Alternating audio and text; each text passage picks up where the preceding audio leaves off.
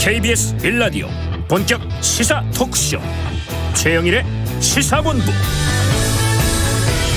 네, 안녕하십니까. 최영일의 시사본부 시작합니다. 어제 100번째 어린이날 잘 보내셨습니까? 이제 주말은 어버이날입니다. 자녀를 챙겼으니 이제 부모님도 챙겨드려야죠. 자, 그런데 어제 외출했던 가족들이 외식 물가에 깜짝 놀랐다, 이런 보도가 나옵니다. 저도 어제 어머니 모시고 3남매가 함께 점심을 먹었는데요. 자, 이제 집에 어린이가 없어서 어버이날 모임을 당겨서 했습니다. 자, 밥값은 매부관에서 얼마 나왔는지 몰랐는데 저는 잘 먹기만 했고요. 자, 다음 주면 새 정부가 출범합니다. 첫 시험대는 역시 경기 침체 우려, 고물가, 인플레이션, 금리 등 경제 문제가 될 것 같습니다. 최근 또 북한의 도발도 심상치가 않죠. 자, 그런데 인사청문회 전국은 풀리지 않고 꼬여 있습니다. 지방순회를 마친 윤 당선인 한덕수 총리 후보자와 통화를 했다고 하는데 새 정부의 총리는 한덕수뿐이다, 이런 기사가 나옵니다. 자, 다음 주 월요일 취임식 전날이면요, 한동훈 후보자 청문 대전이 예고돼 있습니다. 어제 발표된 대통령 비서진의 검사 출신이 포진된 사안 등 법무부 장관 후보 청문회 판이 커집니다. 여기에 또 해서 안철수 위원장 오늘 분당갑 보궐선거 출마 발표한다고 하는데요. 그 전에 이재명 민주당 고문은 개항을에 공천이 됐습니다. 자, 경제 살릴 수 있을까요? 누가 살릴까요? 최영일의 시사본부 출발합니다.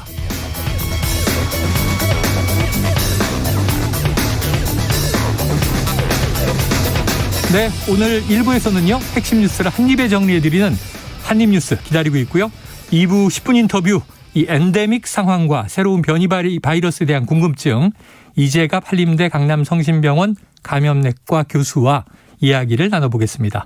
자, 여론 오락관 몇 대 몇 스포츠본부도 준비가 돼 있습니다. 한입에 쏙 들어가는 뉴스와 찰떡궁합인 디저트송 신청 기다리고 있으니까요. 오늘 뉴스에 어울리는 노래가 있으면 문자 샵 9730으로 자유롭게 보내주시기 바랍니다. 오늘의 디저트송 선정되신 분께는 커피 쿠폰 보내드리고 있고요. 짧은 문자 50원, 긴 문자 100원입니다.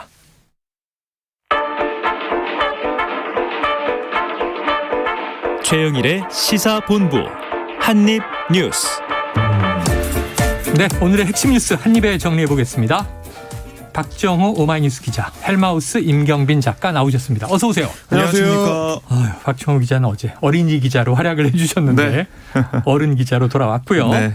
자, 오늘 뉴스가 많아서 아주 좀 속도감 있게 가봐야 될 것 같습니다. 이거 오늘 속보 깜짝 놀랐는데 민주당이 인천 계양을 보궐선거에 이재명 고문을 공천했다. 자, 이거 전략 공천입니까? 네, 이게 전략 선거구로 선정이 돼 있던 지역이었으니까요. 네. 전략 공천이라고 보시면 되겠습니다. 오늘 민주당 비대위가 회의를 열고 이전 지사를 인천 계양을 보궐선거 후보자로 의결했다라고 밝혔는데 네. 이 당의 얘기를 들어보면 최근 지도부가 이전 지사한테 지방선거 승리를 위해 직접 출마해 줄 것을 요청을 했고 거기에 대해서 이전 지사도 동의했다. 이게 당의 설명이에요. 본인도 동의했다? 그렇습니다. 계양을에 출마하는 동시에 이 선대위의 총괄 상임 선대위원장을 맡기는 것으로도 결정이 됐다고 해요. 본인도 후보로 뛰고 또 총괄 그렇습니다. 선대위원장도 맡고. 네, 그래서 다음 주 수요일 선대위 출범식이 있거든요. 여기에 이재명 전 지사가 참석을 합니다. 네. 이제 대선 2달 만에, 그리고 이제 5월 10일이 다음 주 화요일이 윤석열 정부 출범식인데, 그렇죠. 출범하는데 그 다음 날 선대위원장으로 또 정치에 복귀하는 셈이 됐습니다. 야, 이것도 복잡하게 되는데. 대표님 깜짝 안 놀라셨으면서 놀란 것처럼. 놀랐어요. 에이. 아니, 저는 가능성은 있다고 봤는데 설마 혹시 했는데 이게 사실은 속보를 보니까 전조는 이미 이제 어제로 거의 확실히 됐다고 볼 수 있을 것 많이 같습니다. 얘기됐죠. 분당갑에서 안철수와 붙을 것이다, 이런 얘기도 있었고. 그렇습니다. 이제 어제 인천 지역, 그러니까 박찬대 의원을 비롯해서 이제 4명의 민주당의 인천 지역 그 현역 국회의원들이 네. 개항을 이제 출마를 해달라라고 이제 공식 요청하는 기자회견을 어저께 열었었고요. 그리고 이제 이재명 전 후보의 이제 주변 인사들도 사실상 후보의 결정만 남았다, 뭐 이런 식의 이제 기사가 네. 어제 좀 많이 나왔었습니다. 그리고 이제 어제 저녁에는 또 이제 박지원 공동비대위원장이 MBC 라디오에 출연한 자리에서도 이재명 후보가 이제 출마할 필요가 있다.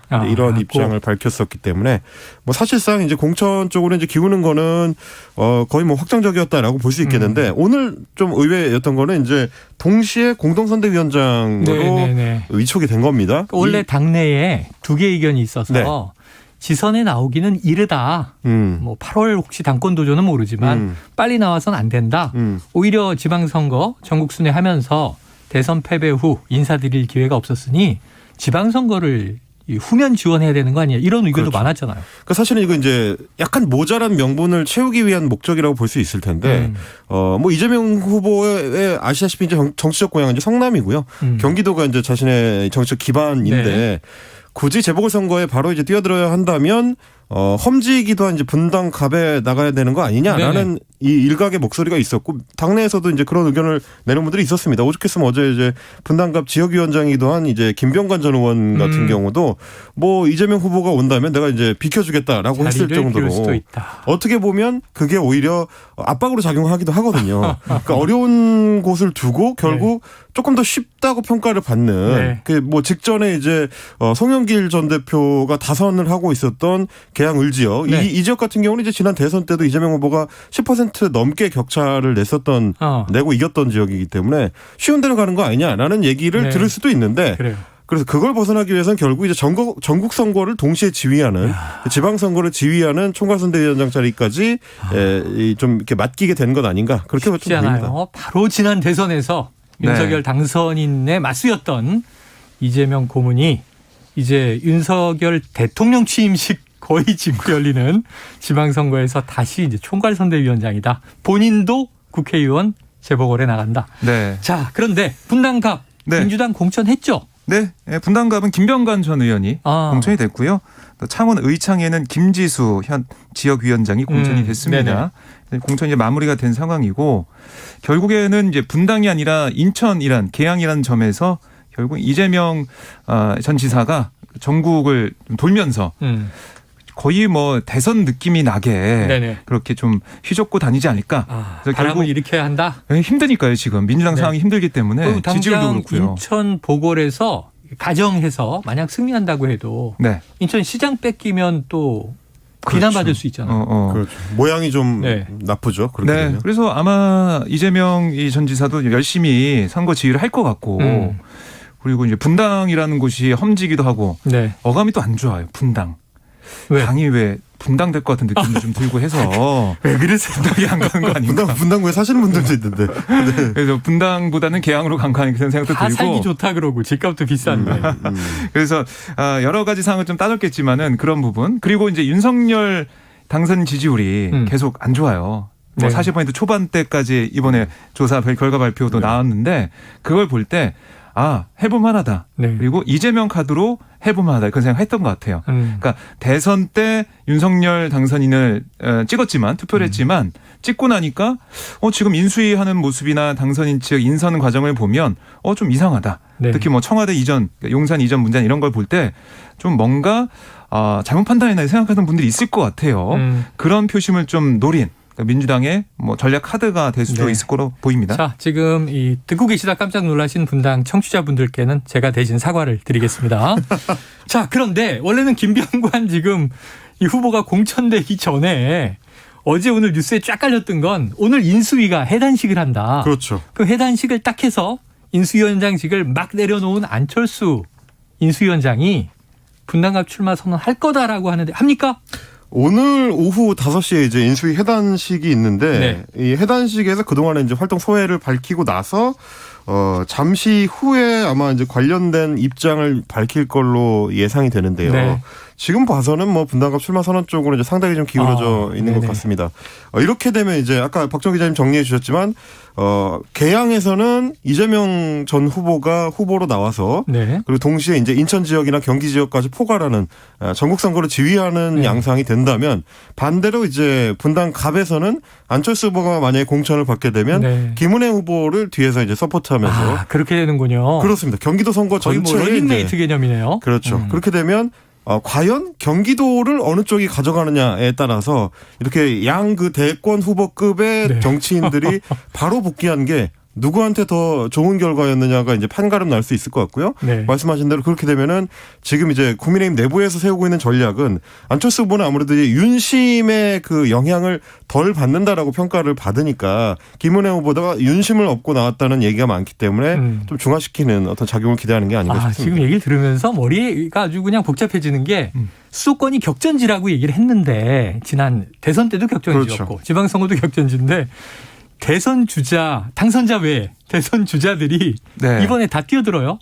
김동연 후보 지금 후보도 대선 경기지사, 후보였습니다. 네. 김은혜 후보와 맞섰고 또 이 그 비어진 분당 갑에는 안철수 네. 이제 후보가 또 뛰어든다고 그렇죠. 하면 인천 계양은 이재명 후보. 그렇죠. 네. 그래서 지금 생각해 보니까 그리고 김은혜 후보도 사실은 네. 이제 대선 후보였던 유승민 후보를 꺾고 올라온. 그렇지.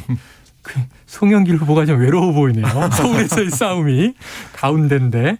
자, 지켜보도록 하고. 그런데 이재명 뭐 이제 후보가 되겠죠. 안철수 후보가 이제 될 것 같은데 네. 모두 만약 어느 쪽이든 지방선거에서 지거나 보궐에서 지면 향후 행보에는 급제동 걸리는 거 아닙니까? 그렇습니다. 그러니까 이게 정치 생명을 좀 걸고 나왔다라고 네네. 볼 수가 있겠고요. 이재명 후보 같은 경우도 뭐 개항 뭐 승리는 어떻게 보면 쉬워 보일 수는 있지만 전국 단위인 지방선거에서 몇 네. 석 정도 광역단체장 가져오느냐. 우리가 17개를 지켜내느냐. 가지고 승패를 가르죠 보통. 그렇습니다. 거기서 이제 최소한 인천 경기는 꼭 이겨야 되는 상황이 되겠고요. 네. 거기다가 송영길 후보가 출마한 서울. 네. 만약에 서울까지 이기게 된다면 이재명 후보에 대한 여러 가지 평가, 뭐 더 좋은 평가가 내릴 수밖에 없는 상황이 되겠고요. 안철수 후보 같은 경우는 분당을 포함해서 경기도까지만 이기게 된다면 네네. 글쎄요, 당내 이제 원내 입성하게 될 텐데 이준석 대표가 아직 있지만은 그래도 이제 차기를 준비할 수 있는 당내 입지나 아니면 뭐 전체적인 국민의 여론이나 이런 것들을 많이 얻을 수 있는 상황이 되겠습니다. 그래요. 이제 만약에 승리하는 쪽은 승부사로 급부상할 수 있고 패배하게 되면 이거 봐라. 너무 일찍 나와서 이게 패착수를 두지 않았느냐. 그것도 비판을 받겠죠. 자, 정치 생명, 정치 운명을 걸었다. 와 닿습니다. 자, 그런데 지금 이제 또 다음 주 다가오고 있는 취임식. 이번 주를 우리가 인사청문회 슈퍼위크라고 부르고 있잖아요. 그런데 이제 반환점은 돌았어요. 문제는 총리 후보자에 대한 인준 여부가 불투명합니다. 네. 지금 다른 장관 후보자들의 거취와도 좀 이게 연계돼 있다 이런 얘기들이 나오는데 어제 지방순회 마친 윤석열 당선인이 한덕수 총리 후보자와 통화를 해서 새 정부의 총리는 당신뿐이요. 네. 자, 이런 보도 사실입니까? 네, 그런 취지로 얘기를 했다고 지금 전해지고 있고요. 네. 결국 그 말은 뭐냐면 계속 그 자리를 지켜야 된다. 인준 여부와 상관없이 뭐 자진 사퇴하거나 이런 일은 없어야 된다. 이걸 거듭 확인시켜 준 거예요. 네. 그래서 한덕수 후보자한테 힘을 실어줬고 또 이 국민의힘 내부나 아니 당선인 측 쪽에서 나오는 얘기는 뭐냐면 아니 이거는 명분이 없는 거다 민주당이. 아니 김대중 노무현 정부에서 신임을 받은 네. 한덕수 후보자를 이렇게 인준 안 해주고 있다? 이거는 역풍맞을 수밖에 없다. 오히려 이 상황을 좀 플러스 된다라고 보고 있어요. 결국 어떤 판단을 지방선거 결과로 나올지 모르겠지만은 국민의힘도 불리할 거 없다 이런 생각을 하고 있습니다. 야, 그런데 지금 네. 정호영 복지부 장관 후보자도 이제 중요한 대목이죠. 임명 가능하느냐? 한덕수 총리 후보자한테 이제 윤석열 당선자가 전화를 했다는 것과 동시에 나온 이제 아침에 나온 이제 기사 중에 하나가 정호영 후보자 관련해서 소위 이제 윤핵관이라는 인사가 국민 일보하고 이제 인터뷰를 하면서 한덕수 총리 인준을 제대로 안 하고 계속 발목 잡기를 하면 우리는 정호영 임명을 강행할 수 있다. 이렇게 이제 말을 했다는 겁니다. 네네. 근데 물론 이제 그거는 뭐 법리상으로 불가능한 건 아닙니다. 뭐 일단 국무총리 이제 제청을 거쳐야 되긴 하지만 그렇게 되면 이제 김부겸 총리의 제청을 거쳐서 정호영 장관을 임명을 강행할 수는 있는데 다만 거기에 이제 숨은 의미를 좀 짚어봐야 되는 게 민주당에서는 지금 정호영 후보자 같은 경우는 낙마 대상이고 목표가 아니라 이미 결정이 돼 있다는 말하자면 이제 죽은 말이라고 하죠. 이제 장기판에서 사실상 죽은 말로 치고 있는 상황인데 버리고. 마치 윤석열 당선자 쪽에서는 이게 아직 살아있는 말이고 이 거래가 가능한 딜이 가능한 말인 것처럼 이제 미리 내밀고 있는 거죠.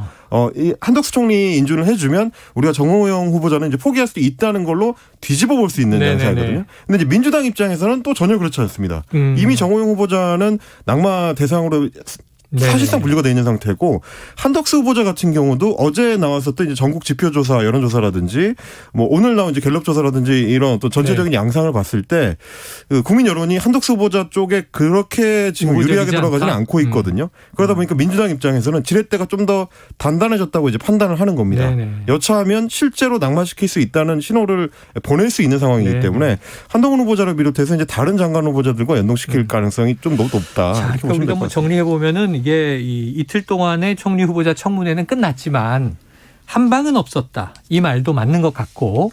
근데 뭐 자료가 미비해서 결국 말로다 이렇게 설명한 네. 거 아니냐. 그런데 또 국민 여론을 보면 자, 김앤장이라는 이 국내 최대 로펌에서 20억 가까운 보수를 받고 일을 했는데 정말 공익적인 활동만 했을까? 이것도 이제 궁금한 대목이고 아직 이제 여기에 대한 평가가 내려지지 않은 것 같습니다. 이게 참 그런데 또 한동훈 법무부 장관 후보자가 남아 있어요. 네. 지금 이제 다음 주 월요일 취임식 전날 이 정말 청문 대첩이다 이런 얘기도 지금 나오고 있는데 자 이게 지금 아주 복잡하게 얽히고 설켜 있네요. 전반적으로.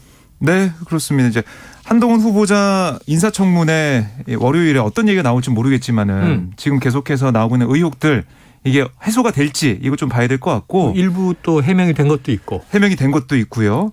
이번에 나온 이 의혹을 보면 딸 관련된 의혹이 계속 나오고 있죠. 네네. 이거 저희가 어제도 좀 다뤘었는데 새롭게 좀 추가된 내용이 뭐냐면 이 미국의 뉴욕 헤드라인이라는 매체에 한동훈 후보자 딸 인터뷰 기사가 실렸는데요. 네, 네. 제목을 보면 한 후보자 딸을 한국에 소외된 아이들의 삶을 변화시킨 인재라고 소개를 했습니다.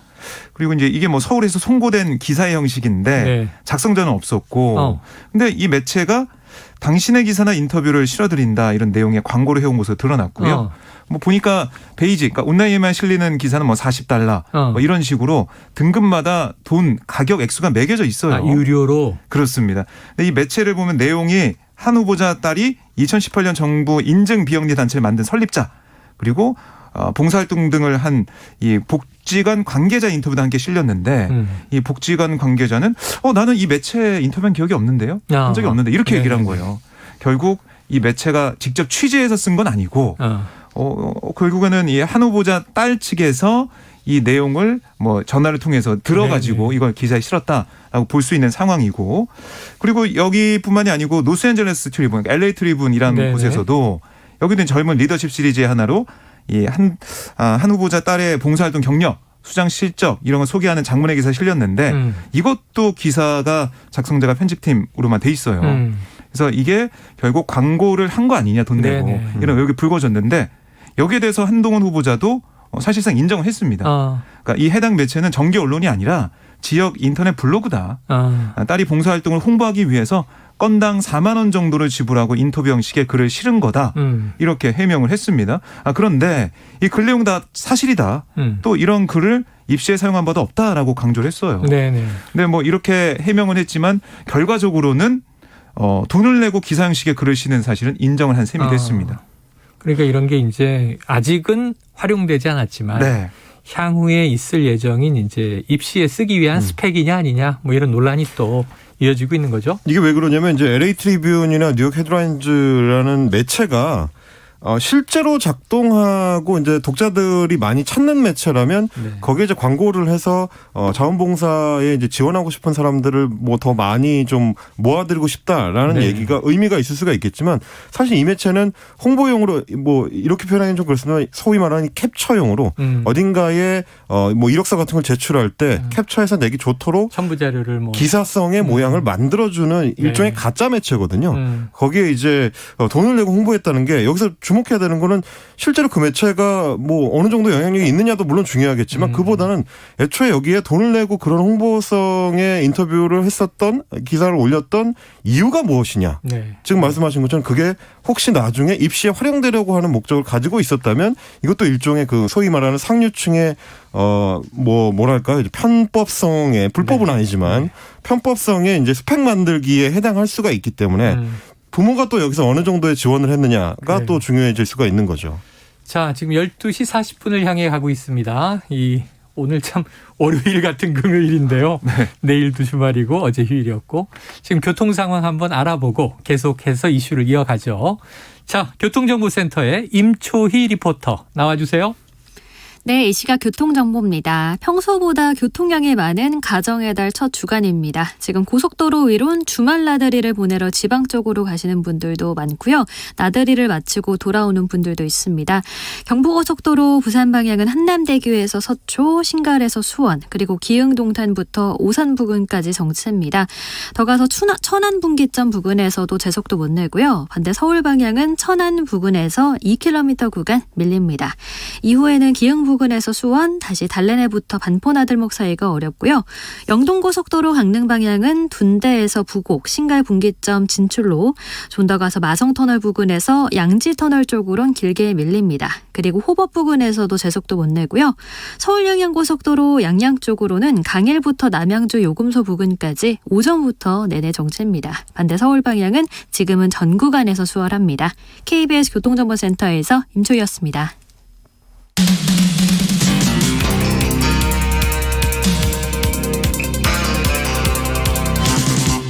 최영일의 시사본부. 네, 한동훈 후보자는 처음에는 이른바 이제 최근 통과된 검수완박 관련한 이제 법적 논쟁이 청문회에서 뜨거울 줄 알았는데 최근에 갑자기 이제 이 딸 스펙과 관련된 아빠 찬스, 부모 찬스 얘기가 쏟아지고 있습니다. 그런데 지금 보니까 이런 건 뭐예요? 한동훈 장녀 미 대입 전문 컨설턴트에게 유료로 첨삭 지도 받았다. 이건 무슨 내용입니까? 그러니까 이게 이제 한동훈 후보자 딸이 이 국제학교 9학년, 그러니까 한국기준 중학교 3학년 때부터 1년간 미국 대학 입시 전문 컨설턴트가 운영하는 A단체 회원으로 활동하면서 영문 이 소논문에 대한 이 유료 첨삭 지도를 받은 것으로 확인이 됐다. 경향신문이 보도를 했는데요. 이게 이 단체는 1년에 뭐 2번, 그러니까 여름호 겨우로 정기적으로 영문 저널 이걸 발간하고 있어요. 그래서 이 소책자로 발간돼서 소논문이 계속해서 이제 알려질 수 있도록 이렇게 한다는 거죠. 그리고 인문학적 교양을 증진하기 위한 리더십 캠프 개최한다 이렇게 돼 있고, 그리고 해시태그로 미국 유학, 미국 대입 준비, 미국 대입에 유익한 활동 뭐 이런 게 달려 있어요. 홍보 자료를 보면, 그러니까 미국 명문대 진학을 목표로 한 활동으로 보이는 상황이죠. 그런데 이제 한동훈 후보자는 사실 그동안 어떤 얘기를 했었냐면 이 소위 유학용 컨설팅 업체에게서 컨설팅을 받은 사실이 없다라고 얘기를 해왔거든요. 그런데 이렇게 이 단체에 가입해서 활동하면서 유료로 첨삭 지도 받은 것은 어떻게 할 것이냐. 이게 해명과 좀 다른 얘기 아니냐. 이런 지적이 나오고 있는 상황이고요. 여기에 대해서 한 후보자 측은 이 단체에서 입시 컨설팅을 받은 바 없다. 이렇게 다시 또 계속해서 주장을 이어갔고, 월 10만 원 정도, 10여만 원 정도 비용을 내고 에세이 수준의 영장문 첨삭 지도를 받은 사실이 있다. 이렇게만 설명을 했습니다. 소액으로 단건 이제 이렇게 지도를 받은 적은 있지만 컨설턴트에게 이렇게 체계적인 지도를 받은 적은 없다. 뭐 그런 취지인 것 같네요. 그러니까 뭐 입시 컨설팅, 그러니까 대학을 염두에 두고 미국 대학 진학에 염두에 두고 어떤 플랜에 따라서 어떤 프로세스에 따라서 이렇게 한 게 아니다. 이 에세이 이 영장문 쓰기 위해서 이렇게 이제 돈 내고 지도 받은 거다 이렇게 그래서 그 동안의 맥락에 이제 이 해외 학술지의 논문을 단기간에 뭐 6편 실었다. 근데 그걸 해명한 게 이제 몇 년 동안 써왔던 글이고 몇 페이지 수준의 에세이다. 그리고 무슨 뭐 등재지 수준의 학술지도 아니다. 라고 해명을 했죠. 그거랑 맥락이 지금 맞습니다. 같은 건가요? 지금 이제 한동훈 후보자 같은 경우는 사실 이 사안이 굉장히 폭발력이 크고 청문회에서 엄청나게 쟁점이 될 거라는 걸 당연히 알 거기 때문에 보도가 나오고 나서부터는 하루에도 몇 건씩의 이제 문자 메시지를 통해서 계속해서 하나하나 이제 해명을 하고 있거든요. 근데 지금 해명을 하는 양상을 보면 우리 청취자분들 잘 보시면 좋을 게 굉장히 단어 하나하나의 의미를 이제 뒤집으려고 많이 시도를 합니다. 좀 전에 말씀해 주신 것처럼 한겨레가 논문 6편을 단기간에 집필을 했다, 올렸다, 이제 이런 얘기를 했더니 그 논문이 아니고 단순한 아티클, 그러니까 글이다, 문건이다. 근데 그 문건의 내용이라는 게 주로 이제 학교의 과제를 모은 것이거나 고등학교 수준의 에세이다. 이제 이렇게 해서 말하자면 논문이라는 이제 학술적 용어에서 별거 아닌 것 같은 얘기로 이제 격화시키는데 이제 굉장히 좀 주력을 하는. 물론 이것도 이제 내용을 따져보면 사실관계가 좀 다르긴 합니다. 왜냐하면 이제 IEE라고 해가지고 학술 연구 데이터베이스에 올린 글들이 포함이 돼 있고 국제 뭐 저널이라고 알려진 학술 저널이라고 알려진 곳들의 논문 형식을 갖춰서 올린 글들이기 때문에 그 내용이 뭐 고등학생 수준이든 혹은 실제로 학교 과제들을 모아서 논문 형식을 만든 것이든지 간에 어디에 발표했느냐에 따라서 이거를 논문으로 볼 수 있고 에세이로 볼 수 있고 갈라지는데 네네. 지금 발표한 형식은 논문에 가깝다고 할 수밖에 없기 예. 때문에 해명이 이제 딱 들어맞지는 않는다. 이게 지금 뜨거워요. 지금 청취자분들 의견을 들어봐도 각각 일리가 있는 얘기들인데, 자, 청취자 0356님은요, 조국 전 장관과 그 가족 검증했듯이 조사, 수사, 압수수색 하십시오. 윤석열 당선인이 주장해온 공정과 정의를 실현합시다. 이렇게 이제 강한 공세 입장이 있는가 하면, 0060님은 아니, 스펙 쌓기하면 안 되나요? 아직 도둑질 안 했는데 너는 도둑질 할 거야라며 잡아놓을 수는 없지 않느냐? 이런 입장이거든요. 그렇습니다. 그러니까 지금 예를 들면 이제 해외 유학을 목표로 해서 중고등학교 때 대입 컨설팅을 받았다. 네. 근데 이게 불법은 아닌 거죠. 이게 학원이죠, 학원. 사실은 예, 이제 이건 한동훈 후보자도 계속 강조하고 싶어하는 것이 불법은 아니지 않느냐와 아직 대학 입시에 지원한 건 아니다. 이제 그러니까 이 이제 얘기예요. 조국 전 장관 이 자녀들은 그렇죠. 이제 대학을 들어갔고 의전원까지 갔으니까 이때는 이제 업무 행사 방해가 됐어요. 네. 그렇죠. 서류를 이제 사용했다는 취지로. 근데 이제 아직은 고등학생이에요. 그렇죠. 근데 이제 그건 사실 뭐 민주당이나 혹은 뭐 일부 이제 지지층 쪽에서 이 조국 전 장관하고 붙여서 비교하려고 하는 시도가 많긴 하지만 네네. 그건 직접적으로 한동훈 후보자라는 법무장관 후보자를 검증하는 데 있어서 중요한 문제는 아니거든요. 이준석 그러면 이제 당대표도 아마 그런 반론을 펴는 것 그렇습니다. 같습니다. 그게 오히려 이제 국민의힘 쪽에서는 더 유리한 전선이라고 오히려 판단하는 것 같고 다만 저희가 이제 뭐 저널리스트로서 혹은 이제 평론을 하는 입장에서 봤을 때는 법무장관 후보자라는 공익적 위치에서 봤을 때 지금 행태가 그러니까 소위 말하는 약탈적 저널이라고 하죠. 돈만 네, 주면 네, 네. 학술계를 오염시키면서 그냥 논문 형식을 갖춰서 저널에 실어주는 여기에 돈을 내고 실은 정황이 있다면 네네. 이거는 부모가 개입하지 않았을 가능성보다는 이거는 혹은 컨설턴트가 개입하지 않았을 할수 있을까요? 그건 어려울 거지 않습니까? 해외 사이트에 뭐 저널 올리고 전자책도 발간하고 그렇죠. 영문으로 네. 그다음에 인터뷰 기사도 LA 뉴욕에 내고 이렇게 하기가 쉽지 않아 보이긴 해요. 누군가의 조력을 받았다면 그게 누구냐, 혹은 어떤 방식으로냐라는 거를 한동훈 후보자가 네네. 밝히는 게 또 명확할 것 같은데 네. 이걸 두고 논문이다, 에세이다, 혹은 뭐 컨설팅을 받은 건 아니고 그냥 첨삭 지도를 받았다. 이게 네네. 사실 맥락을 따져보면 그러니. 무슨 차이인지 잘 모르겠거든요. 네. 네, 돈을 주고 해당 그 학원에 가서 활동을 하면서 네. 첨삭 지도도 받고 그리고 나중에는 그때 이제 첨삭 지도를 한 직후에 다른 이제 글들을 발간한 흔적이 있기 때문에 연동이 돼 있는 거 아니에요? 결국에 네. 스펙 쌓기를 위해서 이런 상황이기 때문에 내가 컨설팅이 아니다라고 한다고 해서 그게 이제 끝나는 문제는 아니다. 좀 더 정확한 해명이 필요할 것 같다라는 생각입니다. 자, 그래서 다음 주 월요일 청문회가 뜨거울 것 같다 이렇게 여겨지는 대목이고요. 자, 조국 전 장관 이제 사태는 많이 진행이 돼서 지금 어느 정도는 또 법적 판단이 내려졌고 사모펀드는 오히려 조금 가라앉았는데 일부 유죄가 있습니다만 입시 관련 비리가 다 유죄가 나면서 이제 이게 입시 쪽으로 일이 커져 있단 말이에요. 단순 비교는 어렵다. 그런데 이렇게 국민 정서가 청문회에 중요하다고 생각을 하면 우리가 그때 드라마 스카이캐슬을 떠올려서 네. 이 컨설턴트 하면은 김소영 씨가 떠오른단 말이에요. 그래서 그때도 제목이 조국 캐슬 아니냐 이런 비판들이 많았거든요. 네. 과연 이 부모 찬스는 어디까지였나?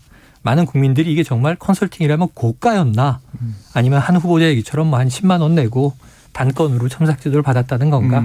이런 게 궁금할 것 같은데 다 입증이 될지는 그래서 모르겠습니다. 뭐 일각에서는 그런 얘기도 있어요. 지금 교육부 장관 자리가 비어 있는데 네네. 한동훈 후보자가 교육부 장관 후보자로 가라. 아, 그래요? 그래서 자신의 이 자녀 교육시킨 것처럼 노하우를 천재 소녀도 만들고 교육을 좀 잘 시켜서 우리나라 학생들이 공부 잘하게 해라. 이런 얘기까지 나오고 있습니다. 아니 지금 이 부모들이 사교육에 얼마나 돈을 많이 쓰고 있는데 사교육을 조장하는 발언을 해요. 아니 근데 사실 저는 이제 한동훈 후보자의 저 청문 준비단에서 문자 돌리는 걸 저도 계속 같이 보고 있는데 네.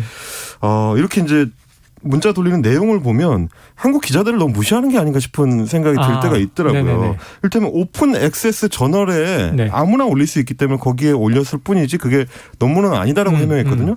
근데 이 오픈 액세스 저널이라는 게 제가 아까 설명드렸던 IEE 익스플로러라는 네네네. 데이터베이스예요. 근데 거기에는 학문과 관련이 없는 글을 아무도 안 올립니다. 네네. 그리고 그거는 곧 이제 예비 논문의 단계라고 할 수 있고 실제로 교수에 따라서는 국제 세미나에서 발표한 발표문을 올리기 때문에 그 자체 자체로 학문업적으로 평가를 받거든요. 그래요? 근데 이걸 단순히 이제 오픈 액세스 저널이라고 단어의 네. 의미를 축소시키는 느낌으로 문자를 돌린다고 해서 과연 한국 기자들이 거기에 속을 것인가 이런 부분들을 네. 청문 준비단에서는 좀 그래요. 깊이 고민할 필요가 있어 보입니다. 처음에는 이 학술제 고등학생이 논문을 몇 달 동안 6건이나 썼네 그랬는데 그 다음 얘기를 또 들어보니까 독후감 같은 거 올린 모양이네 이런 느낌이었거든요.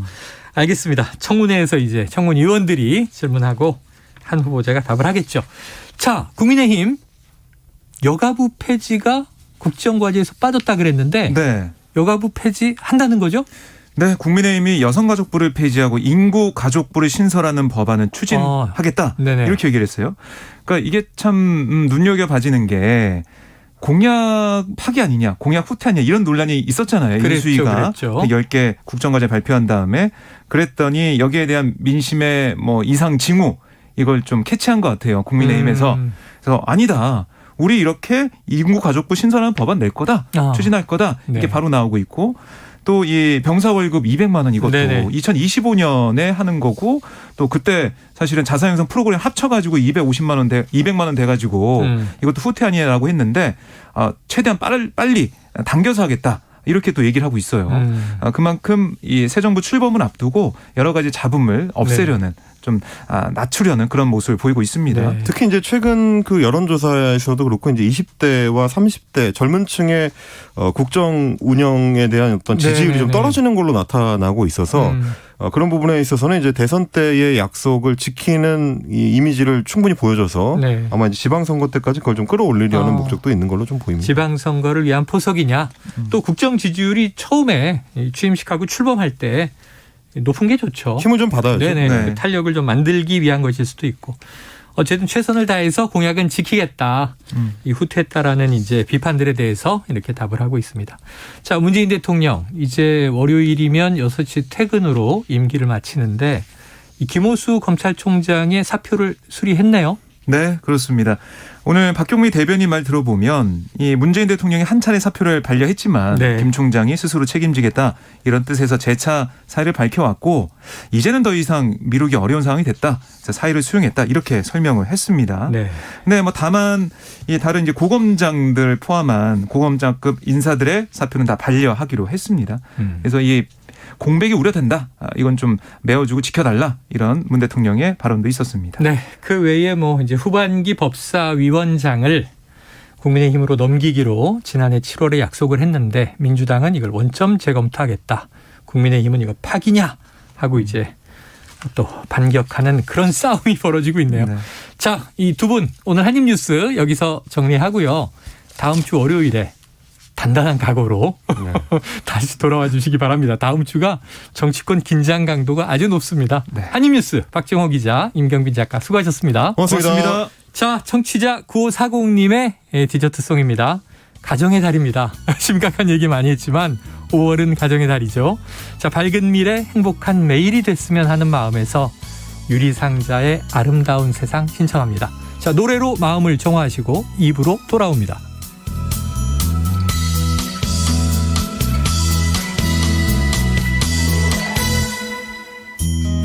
외롭다 느낄 땐 하늘을 봐요. 같은 태양 아래 있어요. 우린 하나예요.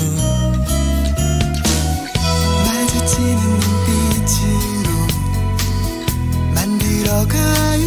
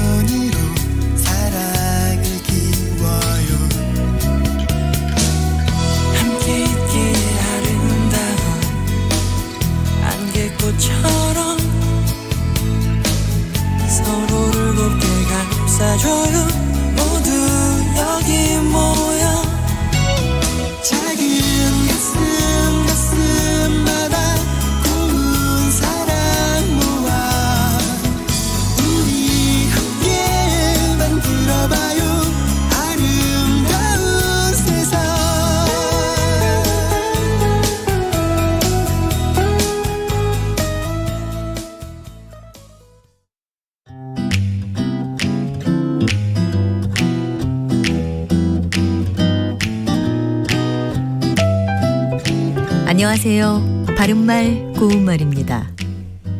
KBS 1텔레비전에서 방송되고 있는 우리말 겨루기에서 나왔던 문제를 짚어보겠습니다. 오늘은 제시되는 뜻풀이에 해당하는 표현을 맞히는 문제입니다. 한자 성어 가운데 좋은 친구와 사귀면 자연히 그 아름다움의 감화됨을 뜻하는 사음절로 된 표현 무엇일까요? 출연자의 답에는 금란지교, 질환지교, 질환지우, 질환지화 등이 있었는데요. 이 문제의 정답은 질환지화입니다.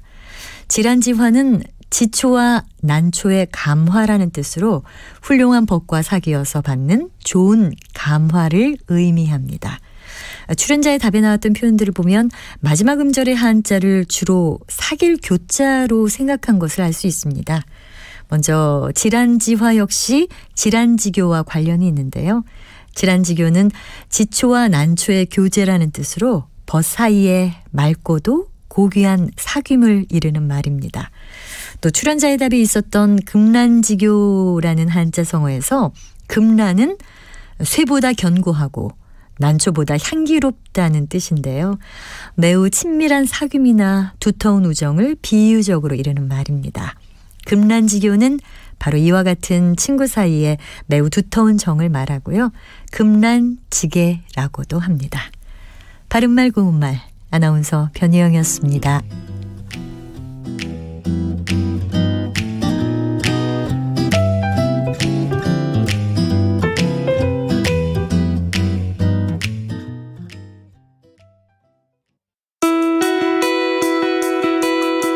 예, 소나무림 같은 경우는 산불이 나게 되면 가사 끌 수가 없을 정도로 강력합니다.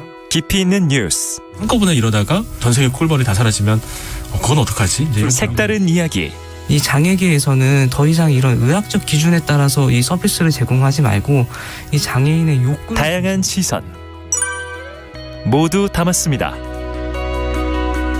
평일 저녁 7시 20분 KBS 열린 토론.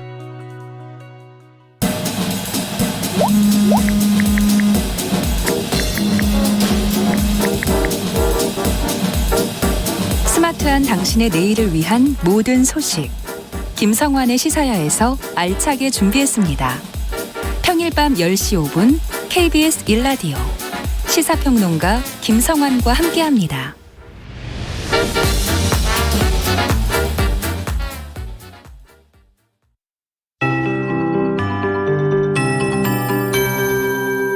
KBS 58분 날씨. 서울의 기온이 25도를 넘어섰습니다. 오늘도 대부분 지역이 25도를 웃돌며 초여름 더위를 보이겠습니다.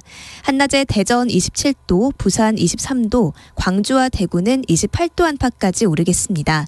내륙은 일교차가 크게 벌어져 옷차림 잘 해주셔야겠고요. 제주도는 낮 동안 5mm 안팎의 소나기가 오는 곳이 있겠습니다.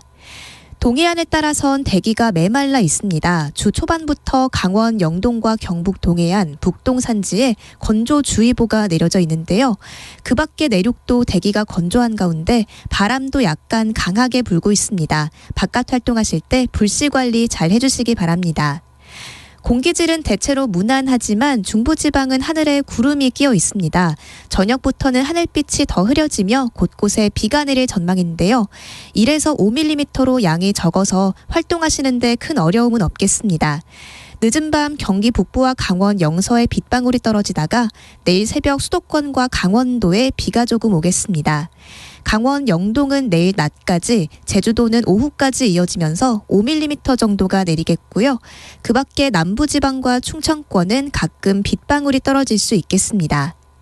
지금 서울의 기온은 25.2도, 습도는 44%입니다. 박다효입니다.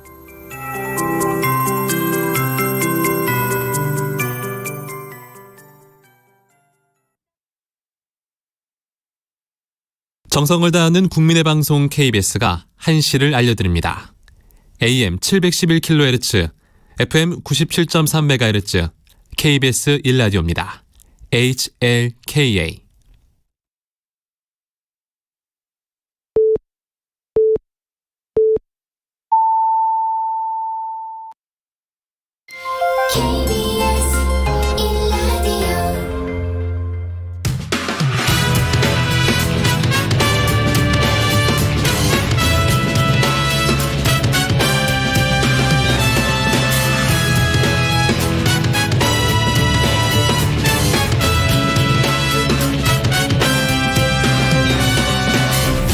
KBS 1라디오 최영일의 시사본부.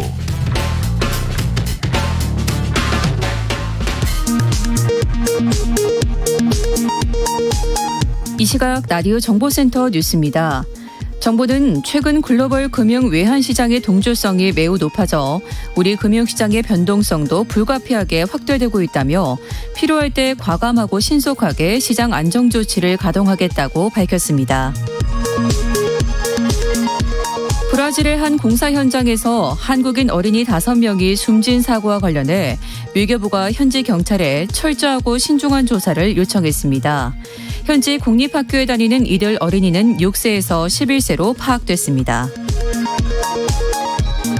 방역당국은 동네 병의원에서 시행한 코로나19 신속 항원 검사의 결과로 코로나19 확진 여부를 판정하는 진단검사 체계를 연장하는 방안을 검토하고 있다고 밝혔습니다.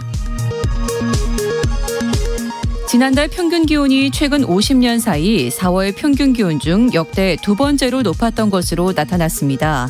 기상청은 지난 4월 평균 기온은 13.8도로 평년 4월 평균 기온 12.1도보다 1.7도 높았다고 분석했습니다. 지금까지 라디오 정보센터 뉴스 정한나였습니다.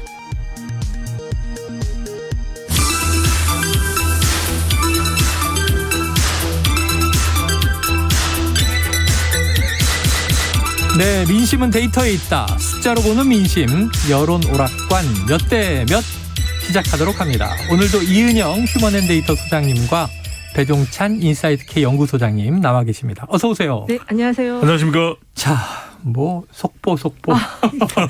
오늘 속보는 이거죠. 자, 오늘 대통령직 인수위 활동이 마무리되고요. 오후에 안철수 인수위원장이 바로 이어서 직을 내려놓고 분당갑 보궐선거 출마를 선언할 것이다. 네. 이런 뉴스가 쫙 나왔는데 민주당이 먼저 네. 인천 계양 을에 이재명 상임 고문을 공천했습니다. 전략 공천한 거죠. 예. 네. 지방선거의 성격이 달라집니까? 그렇습니다. 전쟁이죠. 전쟁이에요. 전쟁이죠.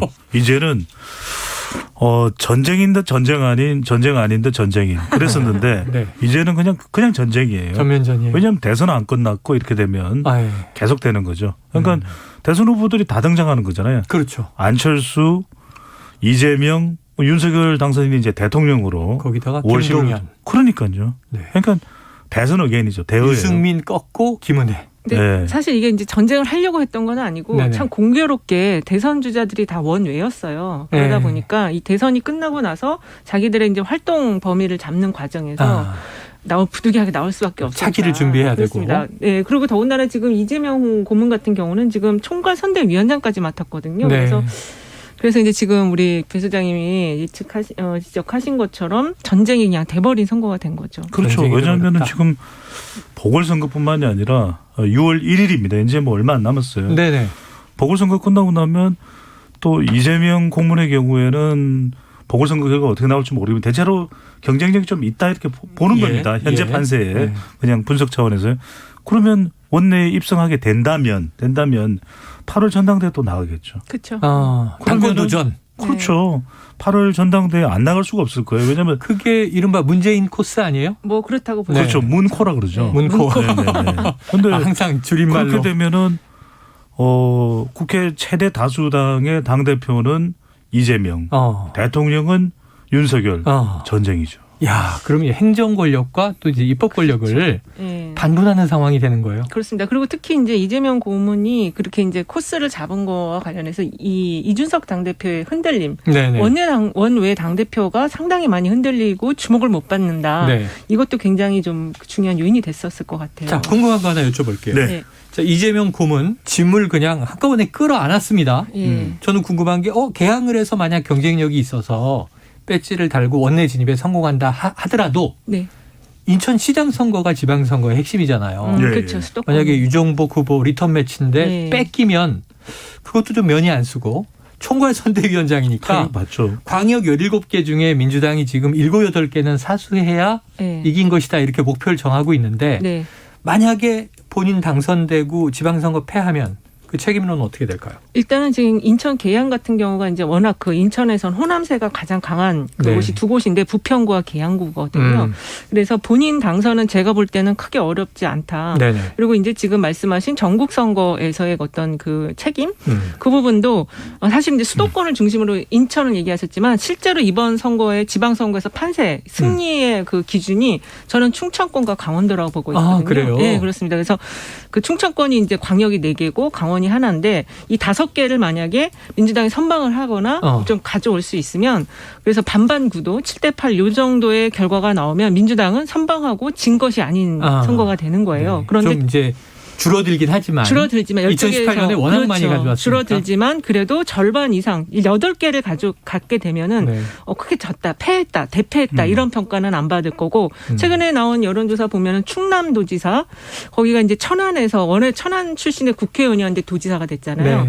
상당히 좀 지지율이 좋게 나오고 있는 편이고 강원도도 지금 현재는 뭐 그 김진태 후보가 앞서가고는 있지만 아직 그 워밍업 단계예요. 이광재 후보가. 그래서 본격적으로 이제 시작이 되면 충분히 박빙의 승부가 될 수 있다. 이렇게 보고 있어요. 보통 수도권 격전 얘기 많이 했는데 지금 이 소장님은 충청 강원 눈여겨봐라. 자, 이건 이렇게 봐야 돼요. YS와 DJ 길을 간다고 봐야 돼요.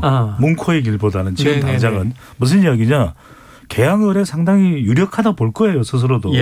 그러면 계양 지역구에 있겠어요? 대부분의 시간을 경기도에 7, 그다음에 인천 3, 7, 3으로 가겠죠. 왜? 경기도가 인천 무조건 있게 돼요. 경기도 인천 치잖아요. 그럼 패배예요. 그럼 패배예요. 여기는 격전진 수도권이다. 충청 강원 지금 이재명 고문에게 중요하지 않아요. 경기도 지면요. 이재명 고문뿐만 아니라 민주당이 다 진 거예요. 경기도 그렇게 중요합니다. 아니 그렇게 볼 거기 때문에 아마 이 범위를 더 확장할 겁니다. 민주당은 분명히 그래서 수도권 기본 놓고 그렇죠. 그래서 조금만 더 추가 설명을 드리면 저는 이재명 고문은 지역구는 계양이지만 출마하겠지만 사실상의 대부분의 화력은 경기도와 인천에 집중할 수밖에 없다. 왜 그러냐면 여기서 경기도와 인천을 놓친다? 전당대회 나가기도 힘들어져요. 선거 패배의 책임을 지라. 그러면 다음 대선도 까딱까딱해지는 거예요. 그래서 무조건 하고 경기도와 인천을 이재명 고문은 이기려 들 겁니다. 그래서 본인의 모든 에너지를 여기다 집중을 할 거예요. 알겠습니다. 이해가 됐고요. 충분히 그런 구도가 이제 오늘부터 만들어지는구나. 그런데 아주 비슷한 데칼코마니가 만약에 이제 오늘 저녁에 안철수 이제 전 위원장이 되고 분당갑 도전합니다. 선언하게 되면 이게 분당갑에서 혹시 맞대결 아니야 그랬는데 그건 피해 갔지만 김병관 지금 이제 후보와 싸워야 되는 상황이 됐는데 경기지사도 안철수 위원장이 만들어내야 되는 상황 아닌가요? 그럴 수 있는데 사실은 이제 경기도는 기본적으로 지난 대선 때도 5.3%포인트 이재명 후보가 앞섰던 이겼던 지역이어서 이제 그것보다는 좀 거기도 아마 좀 넓힐 거예요. 범위를. 지금 수도권으로 안 좁히고 범위를 넓힐 거고 그리고 이제 지금 분당갑 같은 경우는 지난 총선 때 김병관 후보가 49.34, 김은혜 후보가 50.06%를 받아서 간발의 차이를 졌거든요. 그래서 아마 이번에 다시 나오는데 김병관 위원이 근데 안철수 후보가 조금 더 유리하기는 하지만 그래도 알 수가 없습니다. 이게 보궐인 선거기 때문에 그래서 조직세가 강한 김병관 후보도 아주 박빙으로 또 근접하게 결과를 만들 수 있다. 김병관 후보는 그 지역 당협위원장이고 당협위원장이니까. 그리고 안철수 후보는 지금 노원병인데 갑자기 옮기는 거죠. 그런 게 여기는요. 대선 때도 차이가 많이 났어요. 윤석열 당선인이 성남 전체적으로 그렇고 특히 이제 이 지역구인 분당갑은 거의 2자릿수 이상 차이가 났을 거예요. 그래서 후보가 이제 이겼다. 그렇죠. 그래서 여기는 상당히 보수 성향이 다시 강해진 곳이기 때문에 이재명 고문이 여기 나갈 수가 없겠죠. 나가서 패배를 하는 순간 사실 정치 생명이 끊어질 수도 있어요. 그러니까 여기는 못 나가는 것이고 안철수 위원장과 이재명 고문은 데칼코마니가 아닙니다. 왜냐하면 전혀 입장이 달라요. 그러니까 그래요? 안철수 위원장은 나가서 여기만 이기면 돼요. 설사 경기도를 진다고 하더라도 김은혜 후보가 만약 진다고 하더라도 윤심이 좀 약했어. 이렇게 하면 되는 거예요. 그런데 이재명 고문은 다른 쪽에 이 탓을 할 곳이 없어요. 왜냐하면 이 고문이 나왔는데 이 고문이 이번에 보궐선거 나왔는데 인천이긴 해도 경기도 영향력이 막강할 텐데 왜 그랬을까? 만약에 그렇기 때문에 이준석 대표가 안철수 위원장한테 총괄선대위원장 맡기면 그건 이준석 대표가 총괄선대위원장을 해야죠. 절대 안 맡길 것 같은데. 절대 안 맡겨요. 네. 알겠습니다. 데칼코마니 아니다. 네, 지금 그런데 이제 느낌은 뭐냐면 네. 지금 인천 하니까 이제 박남춘 후보 예. 사수해야 되고 네. 이재명 후보 개항을 이 송영길 전 대표 자리를 이어받는 거란 말이에요. 네. 런닝메이트 개념인 것 같고 지금 경기는 김은혜 후보와 그럼 안철수 분당갑에 만약 이제 나가게 되면 이것도 런닝메이트 개념 아니냐 궁금해서 여쭤본 건데 좀 네. 양상은 다르다. 좀 달라요. 그렇죠. 책임의 달라요. 무게가 네. 다르다. 그렇습니다. 자, 여기서 배 소장님께 여쭤볼게요. 그럼 경기지사 후보 사실 지방선거가 메인이고 보궐선거는 7개 지역이 많이 발생해서 미니 총선이다 그랬는데 오늘 분위기를 보니까 미니 대선이다. 대선이에요. 자, 경기지사 후보 이 김동연 대 김은혜 현재 여론 어떻습니까? 팽팽할 것 같은데 팽팽하지 않은 조사 결과가 됐습니다. 네? 바로 그 결과를 소개를 해드립니다. 리얼미터가 MBN 의뢰로 2일 3일 경기도민 대상 실시한 것이고요. 오늘 소개해드리는 모든 조사 결과는 중앙선거여론조사 심의위원회 홈페이지에서 네. 확인 가능합니다. 김동연 47.9%, 네. 김은혜 38.8%. 격차가 좀 있네요. 김 후보가 뭐 거의 한 10% 가까이라고 네. 말씀드려도 될 건데 정확하게는 9.1%포인트 오차 범위 밖으로 앞서는 결과인데요. 저는 이렇게 나오는 이유가 네. 최근에 뭐 인사 논란도 좀 영향을 줬을 때 왜냐하면 윤석열 당선이랑 다 밀착이 돼 있잖아요. 김은혜 후보가. 네. 윤심 얘기 많이 그리고 했으니까. 김동연 후보 쪽에 경쟁력이 확보되는 것처럼 명효, 이재명 효과, 명효. 아유, 이재명 효과 이걸 또 명효로 줄이십니까? 근데 지금 3시간 전에 시사저널이 조원 CNI 의뢰해서 5월 2일, 3일 경기도민 800명 조사한 게 있어요. 네, 3시간 전에 발표. 네, 아주 따끈따끈한 네네. 건데 김동연 후보가 47.5%, 김은혜 후보가 44.8%로 이건 또 2.7%포인트 격차가 나오고 있어요. 박빙도 있고. 예, 그렇습니다. 그래서 지금 경기도가 왜 이렇게 그 격차가 있는 거랑 좁은 거랑 나오냐면 경기도 자체가 이 샘플이 경기 남북이 좀 다르고 샘플링하는 게 지금 800샘플을 하기 때문에 이게 이제 묶어가지고 권역으로 샘플링을 하는데 거기서 조금 편차가 나올 수가 전국에서 있다. 인구도 많고. 경기도 인구도 많고요. 심지어는 뭐 경기 북도와 경기 남도로 나눠야 되는 거 아니냐는 얘기도 분도 얘기도 있고. 근데 최근에 지금 이제 배 소장님 이야기처럼 김동연 후보가 좀 앞선 흐름을 보이는 거는 지금 김동연 후보는 김은혜 후보 패싱 전략을 쓰고 있어요. 그래서 내 상대는 윤석열이다. 이걸 계속 메시지를 내고 있거든요. 그래서 경기도에서는 이제 그러니까는 도지사 선거가 아니고 약간 미니 대선급의 중앙선거 비슷한 흐름으로 만들어서 지금 이런 결과가 나오지 않았나 그렇게 좀 보여져요. 참 묘합니다. 여러 윤명 대리전이죠. 네, 그렇죠. 윤명 대리전이다. 네. 이번엔 또 아예 명의 참전을 합니다. 네. 자, 이 분당갑, 저 보궐선거 조금 전에 얘기했지만 김병관 전 의원이 이제 공천됐으니까 지금 이건 또 재밌는 게 대선 주자급 대결은 아니지만 벤처기업인데 벤처기업인이에요. 지금 벌써 막 호사가들은 누가 더 재산이 많냐 이거 비교하고 그러는데 웹젠 안내비 지금 분당갑에 있다는 거잖아요. 네. 웹젠도 거기 있을걸요? 웹젠도 거기 있어요? 판교에 있는 걸로 알고 있는데. 그럼 같은 지역권에 있네요. 네. 이윤리 어떻게 보십니까?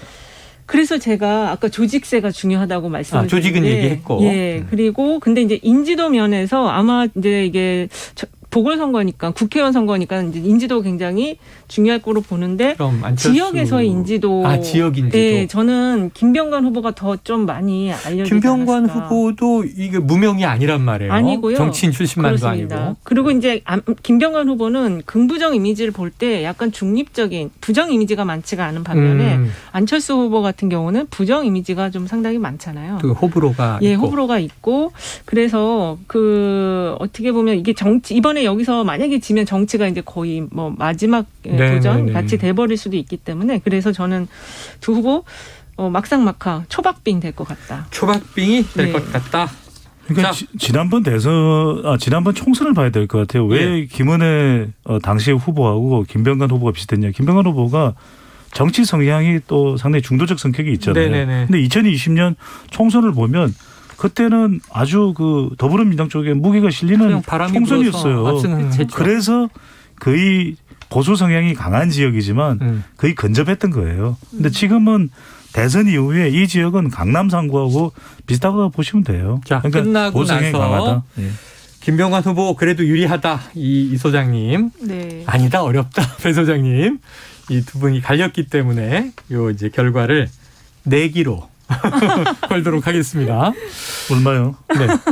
그거 제가 나중에 정할게요. 나중에. 예. 도박에 준하지 않는 수준에서 소소하게. 네. 우리 그런 이야기 하면 안 되잖아요. KBS. 네. 네.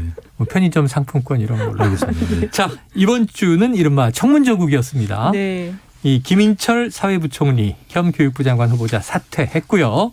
자, 한덕수 총리 후보자, 정호영 복지부 장관 후보자 청문회가 주목을 받았고, 자, 한덕수 총리 인선에 대해서 여야 얘기가 다 달라요.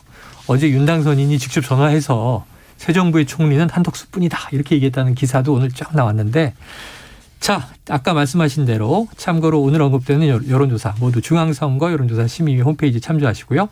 이 소장님, 네. 한덕수 총리 인선에 대한 여론 어떻게 나옵니까? 일단은 그 MBS가 지난 2일에서 4일 그 조사 결과를 발표했는데요. 그 잘못된 인선, 한덕수 총리에 대한 인선이 잘못된 인선이라는 응답이 45%, 잘한 인선이라는 응답이 33%가 나왔습니다. 그래서 좀 부정적으로 보는 여론이 좀 많은 것 같아요. 이게 한덕수 총리 그 내정자 지명에 대한 것부터 보면은 좋은 평가가 좀 높지가 않았었거든요. 그래서 이게 지금 아마 낙마가 될지 어쩔지 모르겠는데 지금 이제 한동훈 내정자하고 연계시켜갖고 민주당은 한 명은 낙마를 시키겠다 이런 전략을 지금 하는 것 같아요. 근데 어쨌든 한덕수 총리에 대해서도 긍정적인 인식이 없는데 그 이유는 그 지난 인사청문회 때 어떤 모르쇠의 태도 그런 게 좀 부정적인 영향을 주지 않았나. 아무래도 이제 김앤장 근무하고 18억대 연봉 그렇죠. 재산 거기에 형성 대한 과정. 이제 이 근거가 좀 명확히 소명되지는 못했다. 그렇습니다.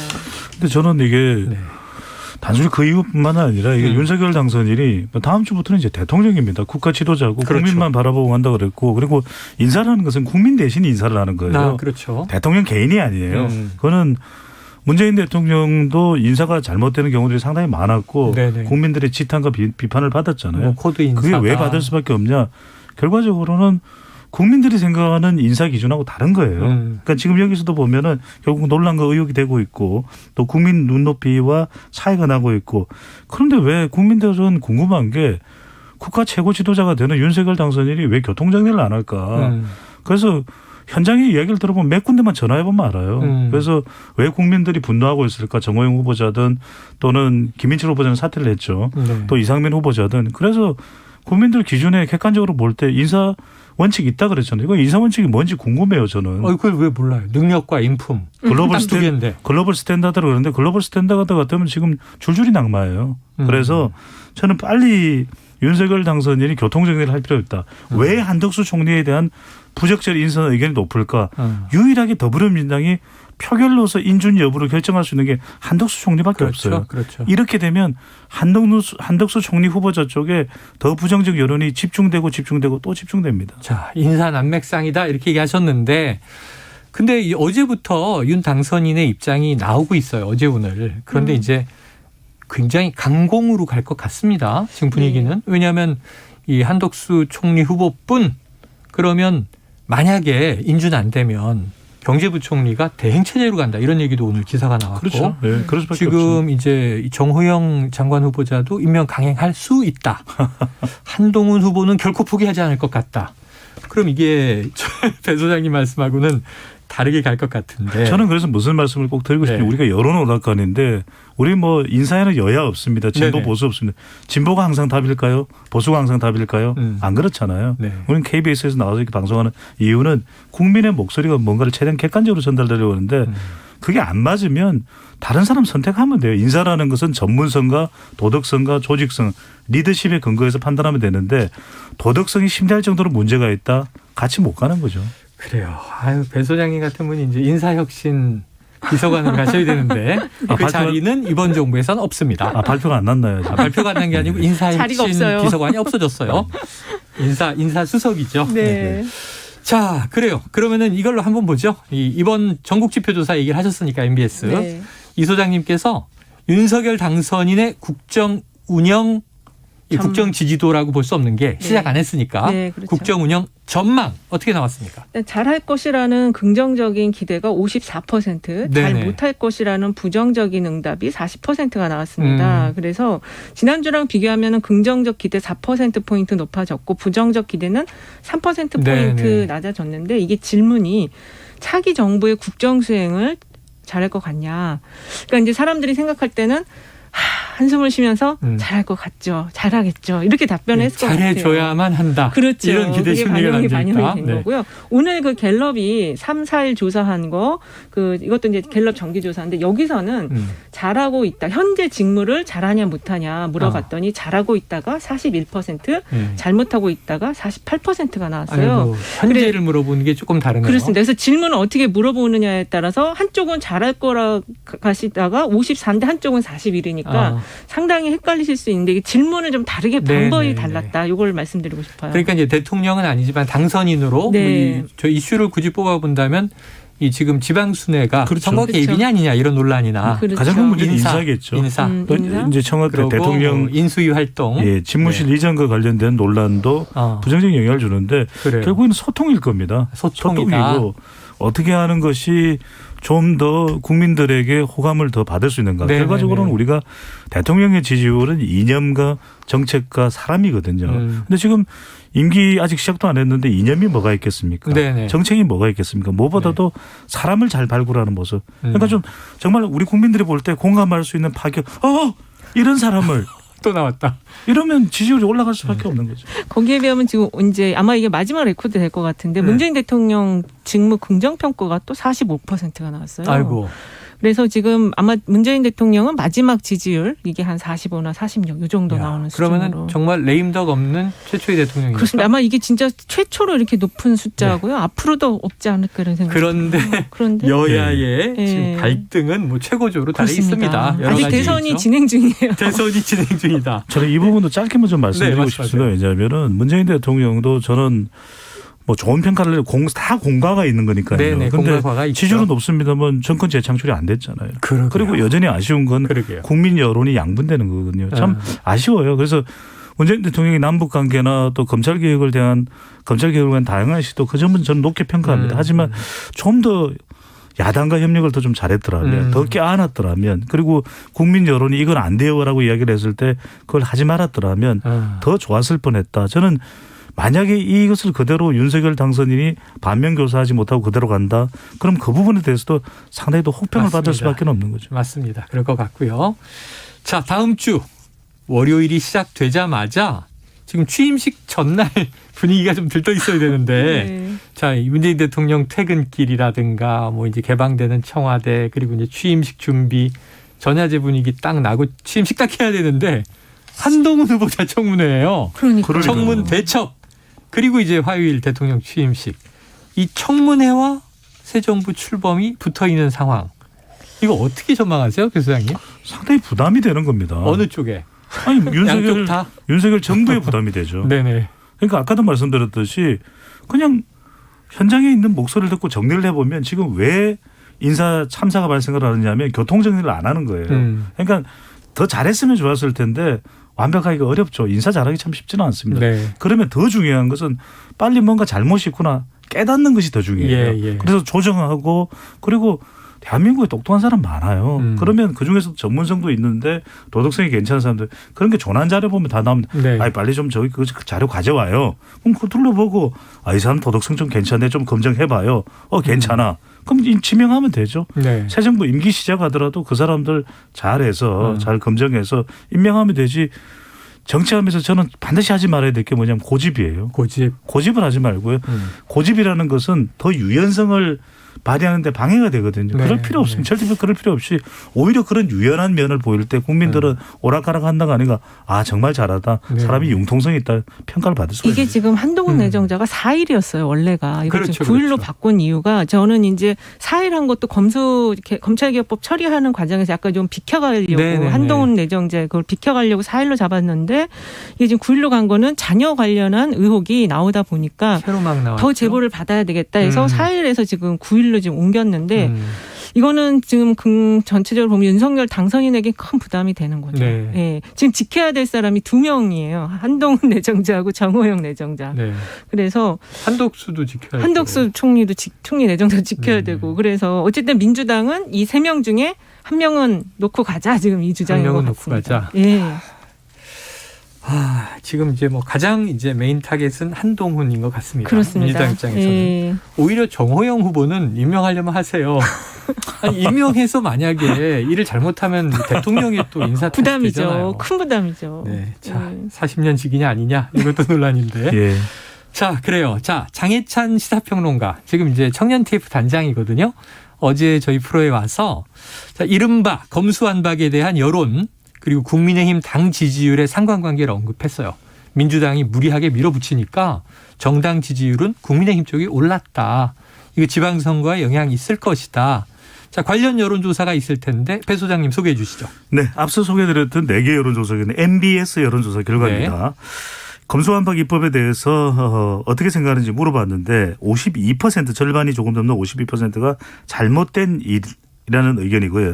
잘된 일이라는 의견은 33%로 나타났습니다. 과반 이상이 부정적이네요. 예. 정당 지지도가 좀 연관이 있을까요? 살펴봤더니 국민의힘 41%, 민주당 30%로 나타났습니다. 11%포인트가 국민의힘 지지율이 더 높게 격차가. 나타났습니다.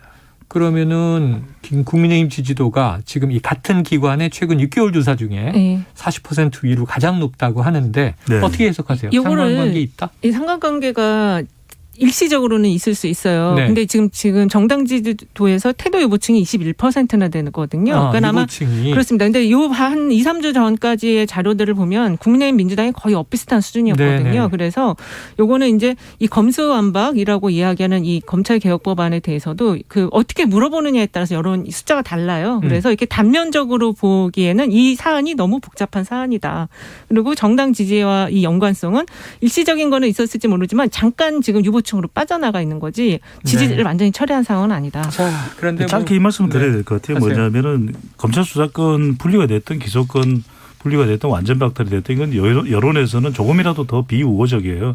이건 민주당에서는 계속 부담이 되고 있는 것이고 그래서 정당 지지율 응답에도 샤이 진보가 분명히 있습니다. 네. 샤이 민주당도 있고 지금 이럴 때 민주당이 해야 될 일은 철저한 정치개혁, 대선을 패배하긴 패배했잖아요. 네. 그럼 철저한 정치개혁으로 검수완박을 뛰어넘을 만한 정치적인 혁신 이걸 주장을 할 때 이런 부분들이 보완이 되겠죠. 아니나 다를까 박지원 공동비대위원장이 민주당 내부에 패배한 정당 맞느냐 온정주의가 팽배했다 이렇게 이제 내부 비판했습니다.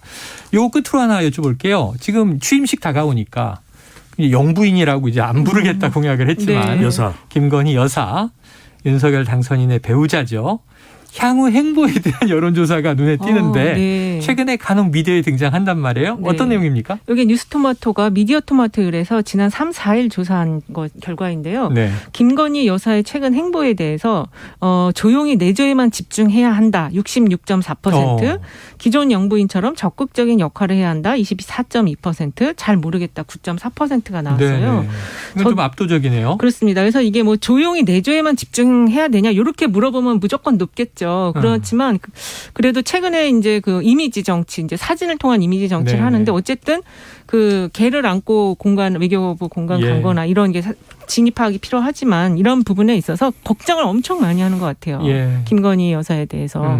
저도 핀턱 스커트가 뭔지 찾아보고 이럴 정도로 뭔가 좀 나오면은 어쨌든 관심을 집중시키는 거는 있지만 정말 조용히 있었으면 좋겠다. 조용히 있었으면. 근데 이제 허위 경력에 대한 사과를 할 때 만약에 이제 우리 남편이 대통령이 된다면 내조만 하겠다는 맞아요. 얘기를 약속한 바가 본인도 있죠. 본인도 그렇게 했는데 지금 자꾸만 말을 바꾸고 있어서 지금 그거 아니어도 너무 시끄럽고 혼란스럽고 그다음에 그래요. 뭐 이제 원래는 사업가니까 사업을 할 거냐 말 거냐 아니다. 이제 사회 봉사만 하겠다 이런 얘기인데 뭔가 또 관련 발표가 나오지 않겠나 싶습니다. 네.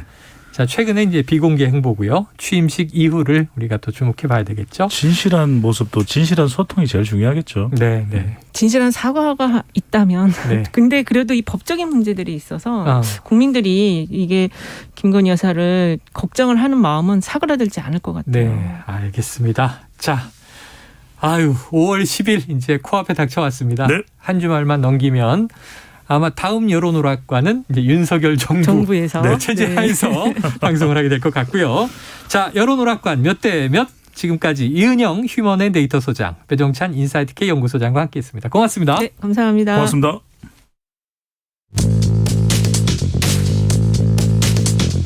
최영일의 시사본부는 여러분과 함께합니다. 짧은 문자 50원, 긴 문자 100원이 드는 샵 9730. 라디오 어플 콩과 유튜브는 무료로 참여하실 수 있습니다.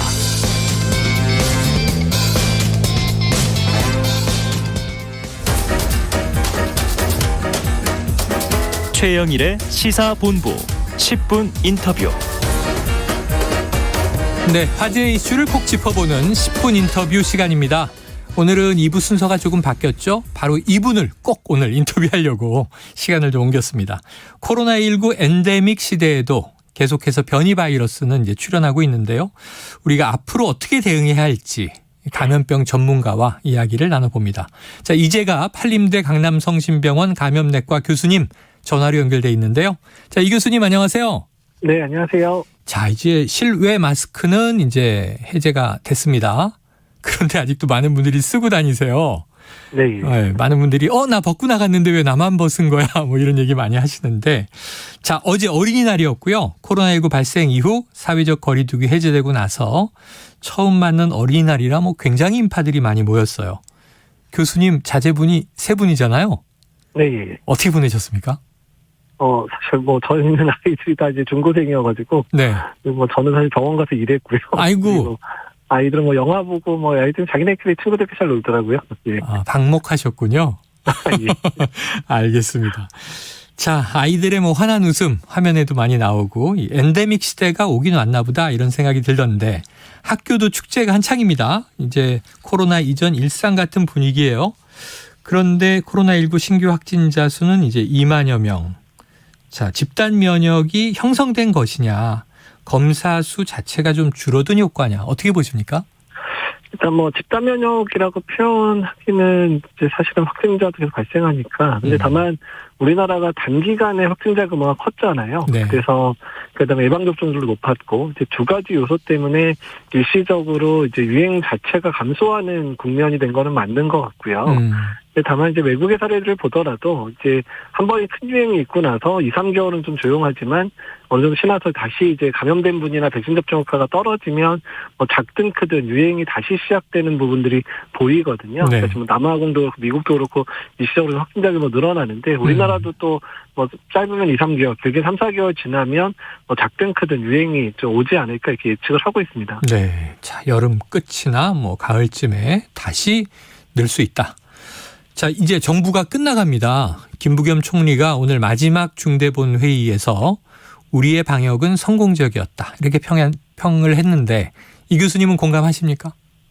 일단 뭐 이제 2년 반 전체를 봤을 때는 그래도 이 정도로 한 부분들은 그래도 잘했다라고 얘기할 수 있는 부분들이 많습니다. 다만 이제 마지막에 오미크론 대응 때 뭐 대선도 겹쳐 있고 이러다 보니까 또 양쪽 진영이 다 거리두기 완화를 주장을 했었다 보니까요. 네네. 그런 부분들이 일시적으로 이제 사망자가 급증할 수밖에 없었던 부분들은 사실 우리나라가 2년 동안 지켜왔던 뭐 생명 중시라든지 이런 부분에서에 비해서는 좀 아쉬운 면이 있긴 있는데 그럼에도 불구하고 국민들의 예방접종을 충분히 열심히 맞아주셨기 때문에 그래도 다른 국가에서는 오미크론에 대한 피해도 어느 정도 이제 뭐 감당 가능한 수준에서 넘어간 부분들은 일단 뭐 어느 정도 뭐 용인해 볼 만한 정도다, 이렇게 말씀을 드릴 수 있을 것 같습니다. 그래도 이제 이 나라들과 비교해 보면 용인할 정도이긴 한데 2년 동안 고생한 것에 비해서 이제 마지막 오미크론 때 좀 아쉬움이 있으신 것 같아요. 네. 수십만 명 확진자 나오고 이제 사망자들이 많이 들어서 사망자에 대해서 안타까워하시는 모습들을 제가 왕왕 봤는데요. 자, 이 건강한 엔데믹 생활을 우리가 이어가려면 앞으로도 여러 가지 요건들이 필요할 것 같습니다. 우리가 또 이제 이거 망각하면 안 될 텐데 그 환경들은 잘 마련돼 있는지도 궁금하고요. 지금 확진자나 위중증 환자를 관리할 의료 여력 좀 충분합니까? 일단 뭐 지금 위중증 환자가 20% 미만, 20%대까지 25% 뭐 이렇게까지 떨어져 있는 상황이고요. 그리고 이제 정부 차원에서 이제 확진자 규모도 감소했고 또한 위중증 환자도 감소를 하다 보니까 병상을 일종의 이제 테이퍼링 개념으로 줄여 나가고 있거든요. 그러니까 뭐 이제 줄일 수는 있는 상황이 되긴 됐는데 문제는 이제 법정감염병을 1급에서 2급을 낮추면서 네. 여러 가지 보상 체계들이 이제 많이 바뀌고 있거든요. 네네. 이 자비를 막 내야 되고 그렇죠. 예, 그러니까 환자분들도 이제 자비를 해야 되는 상황이 이제 이번 달 지나면 내야 될 상황도 되지만 병원에다가 지원하던 뭐 손실보상이나 이런 부분들이 없어지고 대부분 수가화 되거든요. 그러니까 이제 근데 이제 이런 부분에 있어서 연착륙이 되지 않으면 그러니까 만약에 의료계가 실망할 수준 정도로 만약 수가를 낮춘다든지 제대로 보상을 안 해주게 되면 네네. 다음번에 다시 위기가 뭐 안 온다는 보장은 없잖아요. 네, 그렇죠. 그러니까 그랬을 때 의료기관, 특히 민간 의료기관들이 다시 병상을 내놓을 거냐에 대한 부분들을 고민해야 되기 때문에 이번에 매우 신중하게 병상 감소에 대한 부분들을 좀 이제 진행을 해야 되거든요. 근데 이 부분이 네. 조금 의료계랑 협의가 좀 부족한 게 아닌가 생각이 좀 들어서 안타깝습니다. 아, 그래요. 지금 경제계에서 주로 긴축에 쓰는 테이퍼링이라는 표현 쓰셨는데 이게 좀 연착륙해야지 너무 이제 급격하게 이거를 이제 줄여버리면 문제가 생길 수 있다. 중요한 대목이신 것 같습니다. 의료계의 협조 없이는 이게 정부 혼자만 또 할 수 있는 건 아니란 말이에요. 네. 자, 그런데 새 정부에서 코로나 100일 로드맵 실천 과제라고 하는 것을 발표했습니다. 오는 8월에 거리두기 적용 체계를 개편한다는 건데 좀 어떤 내용이 들어가야 재유행에 대비할 수 있다고 꼭 좀 조언하고 싶으세요? 일단 이제 긍정적인 부분은 이제 100일 로드맵이라 그래서 이제 중기 계획은 잡아놓은 것 자체는 다행으로 생각을 하고 있는데 다만 그때 이후의 상황이 사실은 더 중요하기 때문에 그 특별한 위원회나 이런 거버넌스를 만들어서 중장기 계획들을 계속 세워야 되는 부분들이 매우 중요하거든요. 왜냐하면 지금 우리가 이제 일상적인 의료 체계 안에서 환자를 보겠다고 하는데 우리의 일상적인 의료 체계가 그냥 코로나와 같은 호흡기 감염병을 이렇게 안전하게 볼 수 있는 구조가 됐느냐에 대해서는 모든 전문가들이 아니라고 얘기를 하고 있거든요. 그러면 중장기적으로 외래 구조라든지 병실 구조, 중환자실 구조를 어떻게 바꿀 건가에 대한 준비들도 필요하고 그런 준비가 제대로 돼야 이제 길어지는 그런 엔데믹 상황뿐만 아니라 새로운 변이 또는 새로운 팬데믹이 생겼을 때에 대한 대비도 되거든요. 그래서 이런 부분들에 대한 논의가 본격적으로 시작이 돼야 돼서 새 정부가 들어서면 그런 부분들에 대한 논의를 좀 본격적으로 해주셨으면 좋겠다는 생각을 하고 있습니다. 네, 지금 말씀하신 게 너무 중요한 대목인 게 대중들도 좀 걱정되는 대목이 이게 정말 엔데믹이 된 거야? 그리고 이제 정말 코로나는 이제 독감 수준으로 관리가 되는 거야? 이런 궁금증이 있는데 새 변이 얘기가 계속 들려온단 말이죠. 그러다가 이제 해외 소식 외에 새 변이인 이 BA.2.12.1 이 바이러스 국내 확진자가 나왔다고 하니까 이 전파력이 스텔스 오미크론보다 강력하다 이런 보도가 있는데 위험합니까? 일단 이제 그 병독성 개념은 이제 그 스텔스 오미크론 또는 이제 기본 오미크론이랑 큰 차이는 없을 것 같은데요. 근데 지금 미국에서 지지난주를 보게 되면 전반적으로 확진자 규모가 한 2배에서 3배 정도로 올라간 주들이 상당히 많거든요. 근데 보니까 이제 뉴욕 같은 경우는 거의 절반이 말씀하신 BA.2.12.1 이게 유행을 하고 있고 전국적으로 28% 정도 더 나오고 있으면서 그러면서 이제 기본적인 오미크론의 한 50% 이상, 그 다음에 스텔스 오미크론보다는 20% 이상 전파력이 강화됐다 그래서 미국의 유행은 이제 이 변이가 주도하고 있는 것 같고요.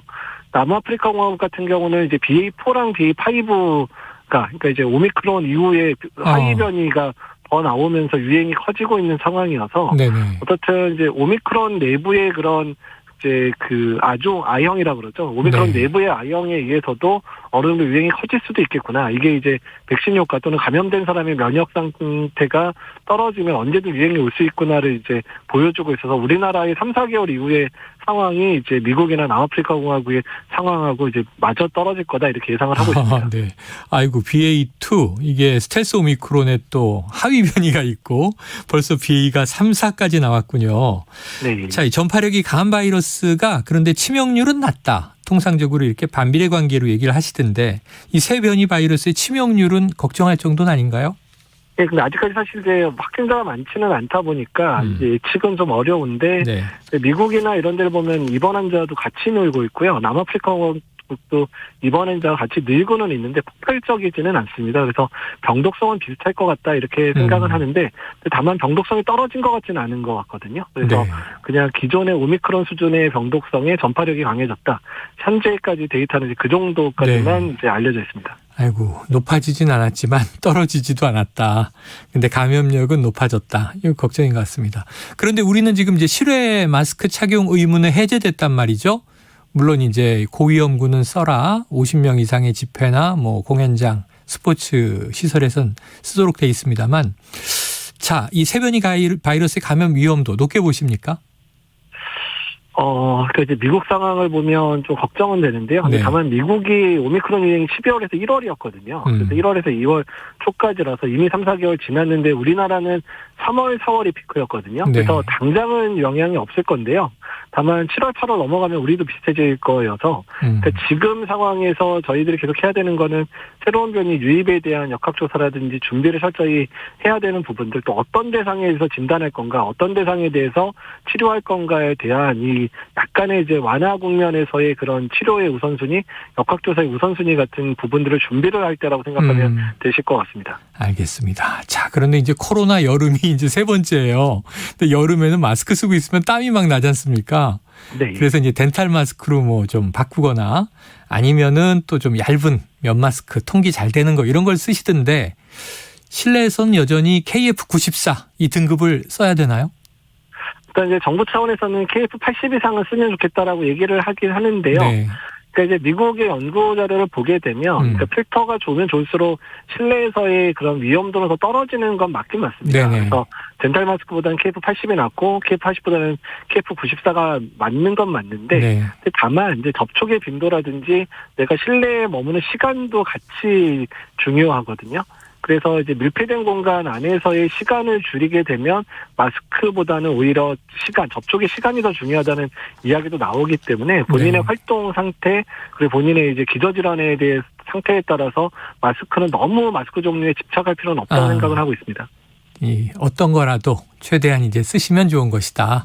근데 견디실만 하면 이제 등급이 높을수록 좋은 건 맞고요.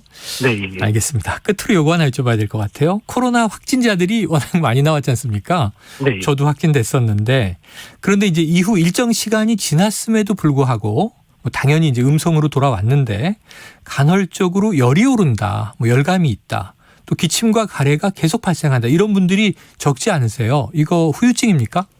네, 일단 롱코비드 증상 중에 하나인데요. 또 감염됐을 때처럼 열도 나고 으슬으슬거리기도 하고 기침가래도 오래가고 이런 분들이 꽤 많이 보고되고 있고요. 뭐 적게는 20%에서 많게는 50%까지도 보고가 되고 있고요. 그 외에도 뭐 브레인 포그라 그래서 머리가 띵하다든지 머리가 아프다든지 또는 이제 여러 가지 뭐 신장 질환이나 폐 질환이 이제 악화되는 이런 상황들도 있어서 그런 증상이 오래가는 경우에는 반드시 의료진의 도움을 받아서 검사와 어떤 치료를 받으셔야 됩니다. 네, 롱코비드인지 의심해보고 의료진의 지원을 받으라 말씀해 주셨습니다. 알겠습니다. 여러 가지 뭐 궁금한 사항들이 많은데 엔데믹이지만 아마 이재갑 교수님 향후에도 연결이 필요할 것 같습니다. 오늘 여기까지 정리하죠. 고맙습니다. 네, 감사합니다. 예, 지금까지 이재갑 한림대 강남성심병원의 감염내과 교수였습니다. Splish splash, I was taking a bath. Long about a Saturday night. Yeah. 점심 먹고 유쾌한 시사 디저트 한 입. 최영일의 시사본부. 네, 지금 시간이면 점심들 거의 다 드셨겠죠? 그래서 이제 청취자분들께 드리는 깜짝 간식 선물. 오늘도 편의점 상품권입니다. 자, 오늘 이제 이 코너 들으시면서 문자로 의견 보내주시는 청취자분들에게 저희가 쏠 거고요. 짧은 문자 50원, 긴 문자 100원이 드는 샵 9730으로 의견 많이 보내주시기 바랍니다. 자, 금요일의 마지막 코너 스포츠본부 준비되어 있습니다. KBS 스포츠국의 정현호 PD가 나와 있습니다. 어서 오세요. 네, 안녕하십니까. 아이고, 눈에 아직 흉터가 조금 있다. 이 정도면 뭐 이제 거의 다 나아가고 있다고 네. 믿고 싶습니다. 그래요. 자, 어제 어린이날. 네네. 스포츠 경기장도 대단했어요. 그렇죠. 3년 만에 야구장을 찾은 어린이 팬들 많았고요. 네.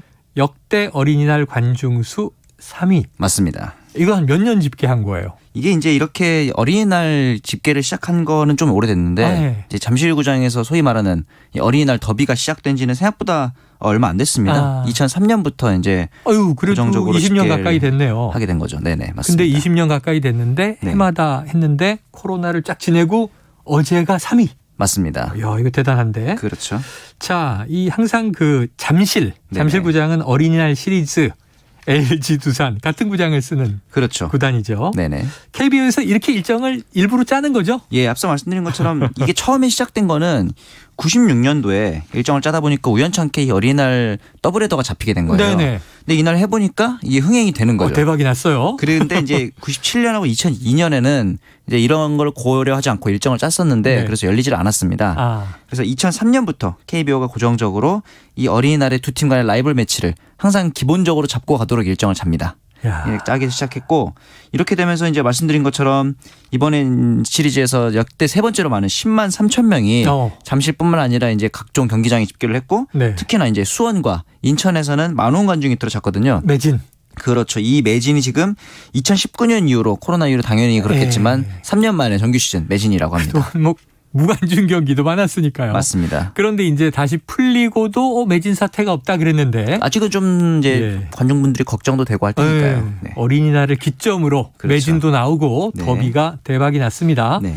자, 그런데 마냥 좋은 것만 아닌 게 두 팀의 입장에서 생각해 보면 아니 뭐 이거 더비야 시즌 중에 여러 번 치러지는 걸 우리가 보지만 어린이날 잠실 더비 이거는 LG 두산 두 팀이 느끼는 압박감은 대단할 것 같은데. 그렇죠.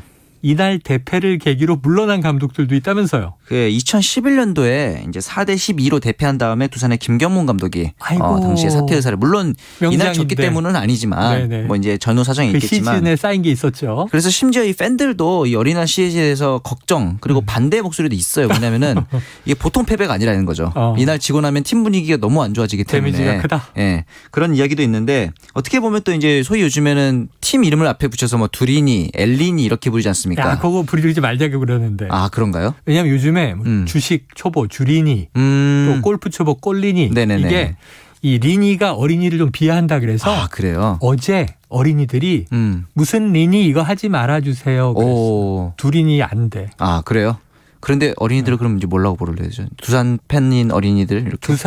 두산 어린이 팬. 아, 두산 어린이 팬. 두산 어린이 팬과 LG 어린이 팬의 미래가 걸려 있어서 여기서 지고 나면 이제 팬들을 잃게 되는 거죠. 네. 각 구단 입장에서는. 그렇죠. 그러다 보니까 이제 이 미래가 걸린 경기다 이렇게도 부르는데 매치 전적만 놓고 보면 15승 11패로 두산이 우위입니다. 근데 이제 2020년부터는 약간 LG가 상승세예요. 네네. 2020년에는 이제 어린이날 매치에 간만에 LG 이기고 작년에는 이 3연전이죠. 3, 4, 5일, 4, 5, 6일 이렇게 된 시리즈를 전체 수입하기도 했습니다. 물론 어제는 두산이 승리를 가져왔습니다. 아유, 지금 얘기를 들으니까 또 추억이 떠오르네. 그렇죠. 옛날에 제가 왜 MBC 청룡을 떠나게 됐는지 어린이 팬 시절에 기억이 납니다. 어린이날 경기도 분명히 영향이 있었을 겁니다. 네, 그럼요. 자, 이 어린이날에 펼쳐지는 LG와 두산 간의 경기처럼 이 흥미롭고 뜨거운 다른 팀 간의 맞대결 시리즈도 좀 있어요? 맞죠. 이게 이제 대표적인 것들이 이제 뭐 LG랑 롯데가 붙었을 때 항상 경기가 좀 치열하다고 해서 엘론라시코다 이렇게 부르기도 하고 기아랑 삼성이 또 이제 지역 라이벌 이제 구도가 있어서 88 그렇죠. 고속도로 시리즈다 이렇게 부르기도 하고 NC랑 롯데가 또 이제 창단 때부터 부산 연고를 두고 PK 연고를 두고 두는 이제 낙동강 더비 이렇게 또 부르기도 했고 이제 KBO 리그에서 팀 이름이 원년 때부터 안 바뀐 팀이 딱 두 팀이 있습니다. 롯데랑 삼성이거든요. 아, 그러네요. 이 두 팀을 두고 이제 클래식 시리즈다 이렇게 부르는 더비도 있고 그렇습니다. 야, 이 참 들여다보면 재밌는 게 많아요. 맞습니다. 역시 이 야구라고 하는 것은 역사와 기록, 스코어가 이제 쌓이면서. 야, 청취자 7176님. 저 어제 광주에서 파울볼도 잡고 사인도 받았습니다. 야, 이 사인볼 이거 참 가문의 영광이죠. 그렇죠. 가부가 되는데. 자, 3469님. 와, 저희도 어린이날 야구 보고 왔어요. 아이들에게 아빠의 자리가 든든해졌습니다. 야구장에서 아이들 딱 몰고 가서 치맥도 사주고 치맥 사주면 안 된다. 그렇죠. 아이들에게 맥주는 안 돼. 치킨만 사줘야지. 치킨도 뭐 하여간 뭐 아이들이 그날쯤은 좀 먹고 싶은 걸 먹을 수 있게 해주는. 맥주는 안 돼요. 미성년자는. 그렇죠. 치킨이랑 뭐 저기 음료수 정도는 괜찮지 않을까? 치음 좋아요. 자, 3041님 요즘 롯데 때문에 점심 안 먹습니다. 롯데만 보면 배불러요. 야, 야구가 배도 불려줍니다. 맞습니다. 자, KBO 리그 개막한 지 한 달 지났습니다. 눈여겨봐야 할 몇몇 팀들이 있는데. 지금 롯데 배부르다 그러잖아요. 그러니까요. 얼마나 잘해요? 지금 이제 4, 5월의 팀이라고 불러도 될 것 같은데 1위는 물론 SSG지만 이제 4.5경기 차로 2위를 달리고 있고 예. 물론 이제 어제 스파크먼이 좀 안 좋은 모습을 보이긴 했지만 네네. 분명히 최근에 롯데가 이제 초반 기세가 안 좋은 경우가 많았거든요. 근데 이제 최근 기세가 좀 초반 기세가 좋은 점을 봤을 때 이 페이스를 유지한다면은 롯데 오랜만에 또 가을 야구까지도 갈 수 있지 않을까라는 분석이 많습니다. 자, 부산 갈매기를 좀 들어볼 수 있을 것인가? 그렇죠. 이제 육성원도 되니까요. 그렇습니다. 자, 이 스토브 리그에서 손아섭 선수를 내줬고 영입한 것은 외야 담장뿐이다. 이런 비난을 받았는데 네네. 이 시즌이 시작되고 나니까 돌풍을 일으키는 롯데 어떻게 분석하세요? 저는 약간 그 정신적인 부분이 큰 것 같아요. 이대호 선수가 이번 시즌을 마지막으로 은퇴를 하잖아요. 그래요. 이 소위 말하는 라스트 댄스에 이제 이대호 형님의 마지막 가는 길에 우리가 우승 또는 가을 야구를 보태주고 싶다. 그런 마음이 좀 있는 것 같고. 꽃길로 보내주고 싶지요. 이 이대호 선수의 후계자라고 할 수 있는 한동희 선수가 드디어 좀 만개해서 지금 현재 타율, 홈런, 장타율 그리고 장타율과 출루를 합친 OPS까지 1위를 달리고 있거든요. 이제 벌써 한 달 넘게 이제 시즌이 가고 있는데 여전히 1위를 고수하고 있다는 점에 있어서는 한동희가 드디어 포텐이 터진 게 아닌가 이렇게 보기도 하고 투수진에서는 지금 반즈 외국인 투수인 반즈 선수가 굉장히 1점대 평균 자책으로 좋은 모습을 보이고 있고 여기다 박세웅 선수 있죠. 중간 허리진에서는 김유영, 구승민 선수의 활약이 대단히 좋습니다. 그리고 우리 이제 국가대표 마무리로도 주목받고 있는 최준영 선수도 있고 그러니까 투타가 다 잘하는 거죠. 쉽게 말해서. 이제 가끔 이 흔들리는 게 있습니다. 수비인데요. 수비진에서의 조금만 흔들리는 점만 보완한다면은 좀 더 높은 곳까지도 바라볼 수 있는 전력이 될 것 같긴 합니다. 네. 자, 이번 시즌 기대되는 롯데. 과연 이대호 선수의 은퇴 시즌을 얼마나 멋있게 마감할 수 있을 것인가 기대를 해보고요. 그런데 이게 재밌는 게 있어요. 항상 그렇죠. 야구는 이변이 있는데 맞아요. 지금 1위가 SSG라고 그러셨잖아요. 네네. 2위가 롯데. 그런데 이게 아무리 잘해도 천적이 있는 것이 그렇죠. 한화가 지금도 하위권인데 독보적 1위의 천적 조짐을 보이고 있다면서요. 어제 물론 지긴 했지만 현재 어제 졌음에도 불구하고 3승 3패 상대 전적이니까 동률이거든요. 심지어 그저께 4일에는 역전 말로 홈런을 치게 됐고. 아이고. 그러니까 이게 보니까 한화가 이런 적이 한두 번이 아닙니다. 작년에도 두산 상대로 강한 모습을 보이기도 했고 반면에 이제 최하위는 NC 그리고 이제 기아 이런 팀들 상대로는 또 약한 모습이라서 이게 이제 역설적으로 한화한테 져야 진정한 강팀이다. 그런 얘기들도 있거든요. 한화에게 져야만 진정한 강팀이다. 뭐 그런 얘기도 있고 뭐 소위 말해서 강팀에게 강하고 약팀에 약한 거 아니냐 이런 얘기들도 나오고 있습니다. 참 이런 과거에 이런 도깨비 팀 또 제가 어린 시절에는 산미 슈퍼스타즈가 있었는데 있었죠. 네. 참 이제 전설의 팀입니다만 그래요. 자, 이 팀 간의 어떤 상성, 전적 이런 걸 보면 그러니까 늘 야구 정말 몰라요 이런 얘기 하게 되는데. 그렇죠. 자, 다음으로는 축구 얘기. 벤투 감독이 이끄는 우리나라 대표팀 남미 팀들하고 평가전을 확정했다면서요. 맞습니다. 6월에 이제 빅매치들이 열리죠. 6월 2일에 상암에서 이제 브라질과의 친선 경기가 있고 이후에 6월 6일에 칠레 그리고 6월 10일과 2일에는 파라과이와 이제 경기가 있는데 뒤에 두 경기는 아직 장소가 정해지진 않았습니다. 잠깐만요. 6월 2일 날 브라질? 맞습니다. 브라질이 우리나라에 와서 맞습니다. 여기 상암 월드컵 경기장에서요? 그렇죠. 이야. 이 지방선거 얘기만 계속 우리는 하고 있었는데 지방선거 다음 날 끝나고 우리 대표팀과 이 브라질 팀의 평가전 꼭 봐야 되겠네요. 그렇죠. 그런데 왜 이렇게 세 개 다 남미 팀하고만 해요? 근데 그 전까지 우리나라가 남미 팀들 상대로 좀 성적이 좋지를 않았어요. 지난 월드컵에서도 멕시코한테 패배를 했었고 이번에 같은 조가 된 우루과이 상대로 남아공 월드컵에서 석패한 정력도 있다 보니까 이번에는 좀 남미 팀들 상대로 전력을 해보자. 그리고 같은 조에 있는 유럽 팀인 포르투갈도 굉장히 좀 남미 스타일의 축구를 합니다.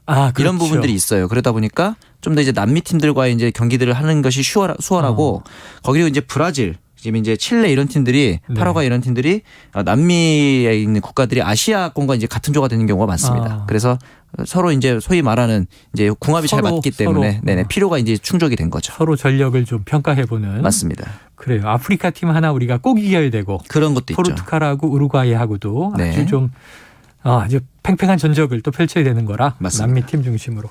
남유럽과 남미는 다 우리가 라틴이라고 이제 부르니까 라틴 아메리카라 부를 수 있죠. 축구 스타일도 비슷하다. 자, 월드컵 조 편성이 확정된 이후에 이런 얘기가 있었습니다. 우리가 조 2위가 되면 브라질과 맞붙을 가능성이 크다. 자, 평가전에서 좀 대등한 경기를 펼치면 자신감이 올라가겠지만 아니면 또 이게 트라우마가 생기는 건데 자, 그러기 위해서 우리의 최정예 멤버 전술 좀 미리 공개해도 되나 싶은데 어떻습니까? 근데 사실 우리 벤투어의 특징이 최정예 멤버랑 전술이 어느 정도 좀 확정이 된 상태예요. 네. 그래서 상대한테 공개하지 않아도 이미 상대가 알고 있습니다. 제가 보기에는. 그래서 어떻게 네. 보면은 그것보다 중요한 건 우리가 우리 스스로의 호흡을 가다듬고 조직력을 정비한다는 점에서는 다양한 상대들과 많은 경기를 치러보는 것이 더 바람직하지 않을까라는 생각은 들더라고요. 그래요. 자, 우리는 좀 이제 스피드를 앞세우고 그렇죠. 체력으로 올라운드 플레이를 하는 축구인데 네네. 이 남미 축구 하면은 워낙 기교가 또 현란하잖아요. 네네. 그러니까 막 우리가 공격하다가도 금방 공이 우리 쪽으로 넘어와서 들어가기도 하고. 특히 또 이제 스피드가 좋고 체력도 네. 이제 최근 남미 축구에서 많이 올라오고 있기 때문에 네. 이 부분들을 같이 경험을 해보는 게 네. 좋은 준비가 될 것 같기도 합니다. 그래요. 자, 경우가 좀 다르지만 지난번에 호날두가 안 온 것처럼 네이마르 옵니까 안 옵니까? 뭐 확정은 할 수 없겠죠. 네. 왜냐하면 네이마르 같은 경우는 이제 뭐 시즌 이후에 어떤 스케줄을 가지고 있는지 모르겠지만 왜냐하면 대표팀 내에서의 부동의 입지이기 때문에 굳이 평가전까지 안 나올 가능성도 저는 있다고 봅니다. 이 부분에 있어서는 근데 브라질 감독의 의중이 가장 중요하지 않을까 싶긴 그래요? 해요. 전력 노출을 하느냐 안 하느냐? 네네. 지금 우리 뭐 손흥민 선수 잉글리시 프리미어리그에서 그럼요. 4월에 선수 후보도 됐으니까 네. 밀릴 거 없습니다. 네. 최선을 다해보죠. 오늘 스포츠 뉴스 여기까지 하죠. 고맙습니다. 감사합니다. 자, 오늘 편의점 상품권 받으실 분 청취자 3041-7087-6898